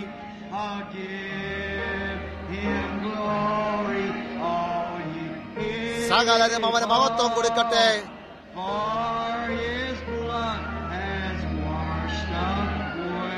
കാരണം അവൻ രക്തം സകല പാപക്കറയും കഴുകി അകറ്റി.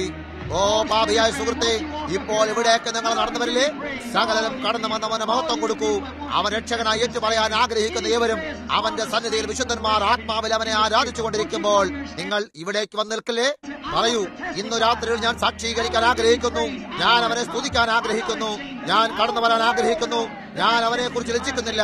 അവന്റെ ആത്മാവിന് സാന്നിധ്യമുള്ളപ്പോൾ തന്നെ ഇവിടെ വെച്ച് തന്നെ ഞാൻ അവനെ രക്ഷകനായി സ്വീകരിക്കുന്നു എന്ന് ലോകത്തോട് പറയാൻ ആഗ്രഹിക്കുന്നു. ഞങ്ങളത് പാടുമ്പോൾ കടന്നു വരിക. ഞാൻ അവനെ സ്തുതിക്കും. നിങ്ങൾ കടന്നു വരില്ലേ? ഞാൻ അവനെ സ്തുതിക്കും.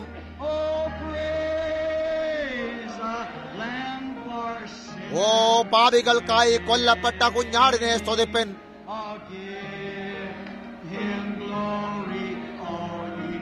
സകലരും അവന് മഹത്വം കൊടുക്കട്ടെ.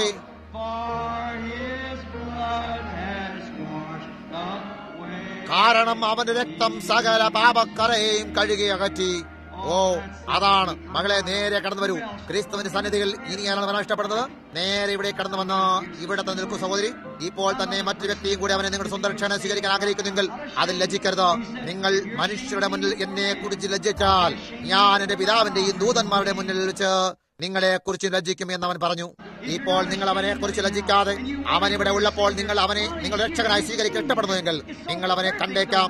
അതത്രയേറെ കൃത്യമായിട്ട് സ്വയം വചനം തന്നെ പ്രകടമായി വന്നിരിക്കുന്നു. വിശുദ്ധന്മാർ ഇപ്പോൾ ആരാധിച്ചുകൊണ്ടിരിക്കുമ്പോൾ തന്നെ ഇപ്പോൾ തന്നെ കടന്നു വരൂ. നിങ്ങൾ കടന്നു വരില്ലേ? ദൈവം നിങ്ങൾ അനുഗ്രഹിക്കട്ടെ. സാർ, ഇതാ ഒരു പ്രായം ചെന്ന മകളെ കടന്നു വരുന്നു. വളരെ നന്നായി വയസ്സ് വന്നിരിക്കുന്നു. ഇപ്പോൾ നിങ്ങളും കടന്നു വരില്ലേ? ഞാൻ ഇപ്പോൾ അത് പാടൂ.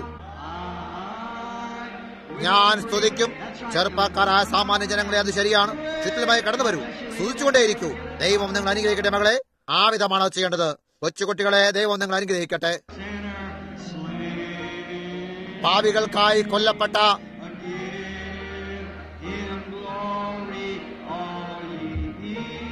സകലരും അവന് മഹത്വം കൊടുക്കട്ടെ.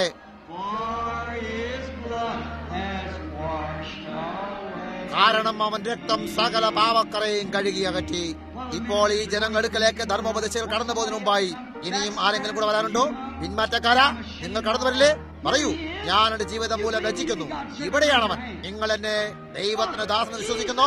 നിങ്ങളുടെ കൈ ഉയർത്തിയാൽ യേശു ക്രിസ്തു നമ്മുടെ മധ്യയിലെന്ന് നമുക്ക് എങ്ങനെ പറയാനാകും? കടന്നു വരില്ലേ? അവന് മഹത്വം കൊടുപ്പിൻ. നിങ്ങളെ കടന്നു വന്ന് അവന് മഹത്വം കൊടുക്കില്ലേ? ജനങ്ങളെ, കാരണം അവൻ രക്തം കഴുകി അകറ്റി. മാർത്ത, നീ വരുന്നോ? അതല്ല, നീ മറിയുമായി വീട്ടിൽ തന്നെ ഇരിക്കാൻ പോകുന്നു. നിങ്ങൾ മുമ്പുണ്ടായിരുന്ന ഏതെങ്കിലും ഒരു ഭാഗ്യസഭയിൽ ഇരുന്നു കൊണ്ട് ഇങ്ങനെ പറയുകയാണ്, ഓ, എന്റെ സഭ അതിനെ ഈ വിധമല്ല വിശ്വസിക്കുന്നത്. ക്രിസ്തു പ്രത്യക്ഷമായി കഴിഞ്ഞിട്ടും നിങ്ങൾ അവിടെ പിന്നിലിരുന്നു കൊണ്ട് അങ്ങനെ തന്നെ പറയാൻ ആഗ്രഹിക്കുന്നു. അതല്ല, നിങ്ങൾ പുറത്തേക്ക് വരാൻ പോകുന്നു. കൊള്ളാം, ഞാൻ നിങ്ങൾക്ക് പറഞ്ഞു തരാം. ഞാൻ ഇല്ല, ഇന്ന് ഇതാണ് ആ മണിക്കൂർ. യായിറോസിന്റെ മകളുടെ ചുറ്റിനുമായി മരണം ചുറ്റിയതുപോലെ നിങ്ങളുടെ ചുറ്റുമാകുന്നു. ഇപ്പോൾ കടന്നു വരൂ. പിന്മാറ്റക്കാരാ, ഇപ്പോൾ വരിക. ഭാവിയെ ഇപ്പോൾ വരിക. ഇതാണ് സമയം. ഗുരു വന്നിട്ടുണ്ട്, നിന്നെ വിളിക്കുന്നു. അവൻ നിന്നെ വിളിക്കുന്നു. നിങ്ങൾ ചോദിക്കാം, എനിക്കെങ്ങനെ അറിയാനാകും? അവൻ എന്റെ ശബ്ദത്തെ ഉപയോഗിക്കുന്നു. രോഗങ്ങളെയും പീഡകളെയും മറ്റും പറയാനായി അവനൊരു ശബ്ദം ഉപയോഗിക്കുന്നെങ്കിൽ പാപത്തിനായും കൂടെ അവനൊരു ശബ്ദത്തെ ഉപയോഗിക്കും എന്ന് നിങ്ങൾ അറിയേണ്ടതല്ലേ? പുറത്തു വരിക, ഇപ്പോൾ വരിക. നിങ്ങൾക്ക് എപ്പോഴെങ്കിലും ലഭിച്ചുള്ളത് വെച്ച് ഇപ്പോഴത്തേതാകാം അവസാന അവസരം. ഒരിക്കൽ കൂടി കൂട്ടുകാരെ, ഇവിടെ വളരെയേറെ ഇനിയും പുറത്തു വരാനുണ്ട്. ഞാൻ നിങ്ങളെ ഇങ്ങനെ വിളിച്ചുകൊണ്ട് വിഷമത്തിലാക്കാൻ ആഗ്രഹിക്കുന്നില്ല. അത് ശരിയല്ല. ഒരു പക്ഷേ ചിലപ്പോൾ അന്നത്തെ പരീക്ഷന്മാർ രക്ഷിക്കപ്പെട്ടിരിക്കുന്നു എന്നാണ് വിചാരിച്ചിരുന്നത്. എന്നാൽ അവർ രക്ഷിക്കപ്പെട്ടിരുന്നില്ല. അതേ കാര്യം തന്നെ നിങ്ങളെ ചിന്തിക്കുന്നു. ഇപ്പോൾ കടന്നു വരിക. തീർച്ചയാക്കൂ. ചെയ്യരുത്. അതിൽ ഒരു ഒത്തുതീർപ്പം ചെയ്യരുത്. നിങ്ങളുടെ മനസ്സിൽ ഒരല്പ സംശയമുണ്ടെങ്കിലോ ഒരു സാധ്യതയും കൊടുക്കരുത്. ഇപ്പോൾ തന്നെ കടന്നു വരിക. നീരുറവ തുറന്നിരിക്കുമ്പോൾ, പരിശുദ്ധാത്മാവിടെ ആയിരിക്കുമ്പോൾ ഇപ്പോഴാണ് സമയം. ഗുരു വന്നിട്ടുണ്ട്. ആ ഒരു ചെറിയ സംശയം, അതെന്താണെന്ന് അവൻ നിങ്ങളോട് പറയാൻ ശ്രമിക്കുന്നത്. നീ സംശയിക്കുന്നു, അതിന് വിട്ടുകളയുക. ഇപ്പോൾ തന്നെ കടന്നു വരിക. ഗുരു വന്നിട്ടുണ്ട്, നിങ്ങളെ വിളിക്കുന്നു. അത് ശരിയാണ്. കടന്നു വന്നുകൊണ്ടേയിരിക്കുക. തുടർന്നും കടന്നു വന്നുകൊണ്ടേയിരിക്കൂ. ഞാൻ അവനെ സ്തുതിക്കും. ഞാൻ അവനെ സ്തുതിക്കും. അവനെ സ്തുതിക്കാനായി നിങ്ങളും കടന്നു വരില്ലേ? പാപികൾക്കായി കൊല്ലപ്പെട്ട കുഞ്ഞാടിനെ സ്തുതിപ്പിൻ.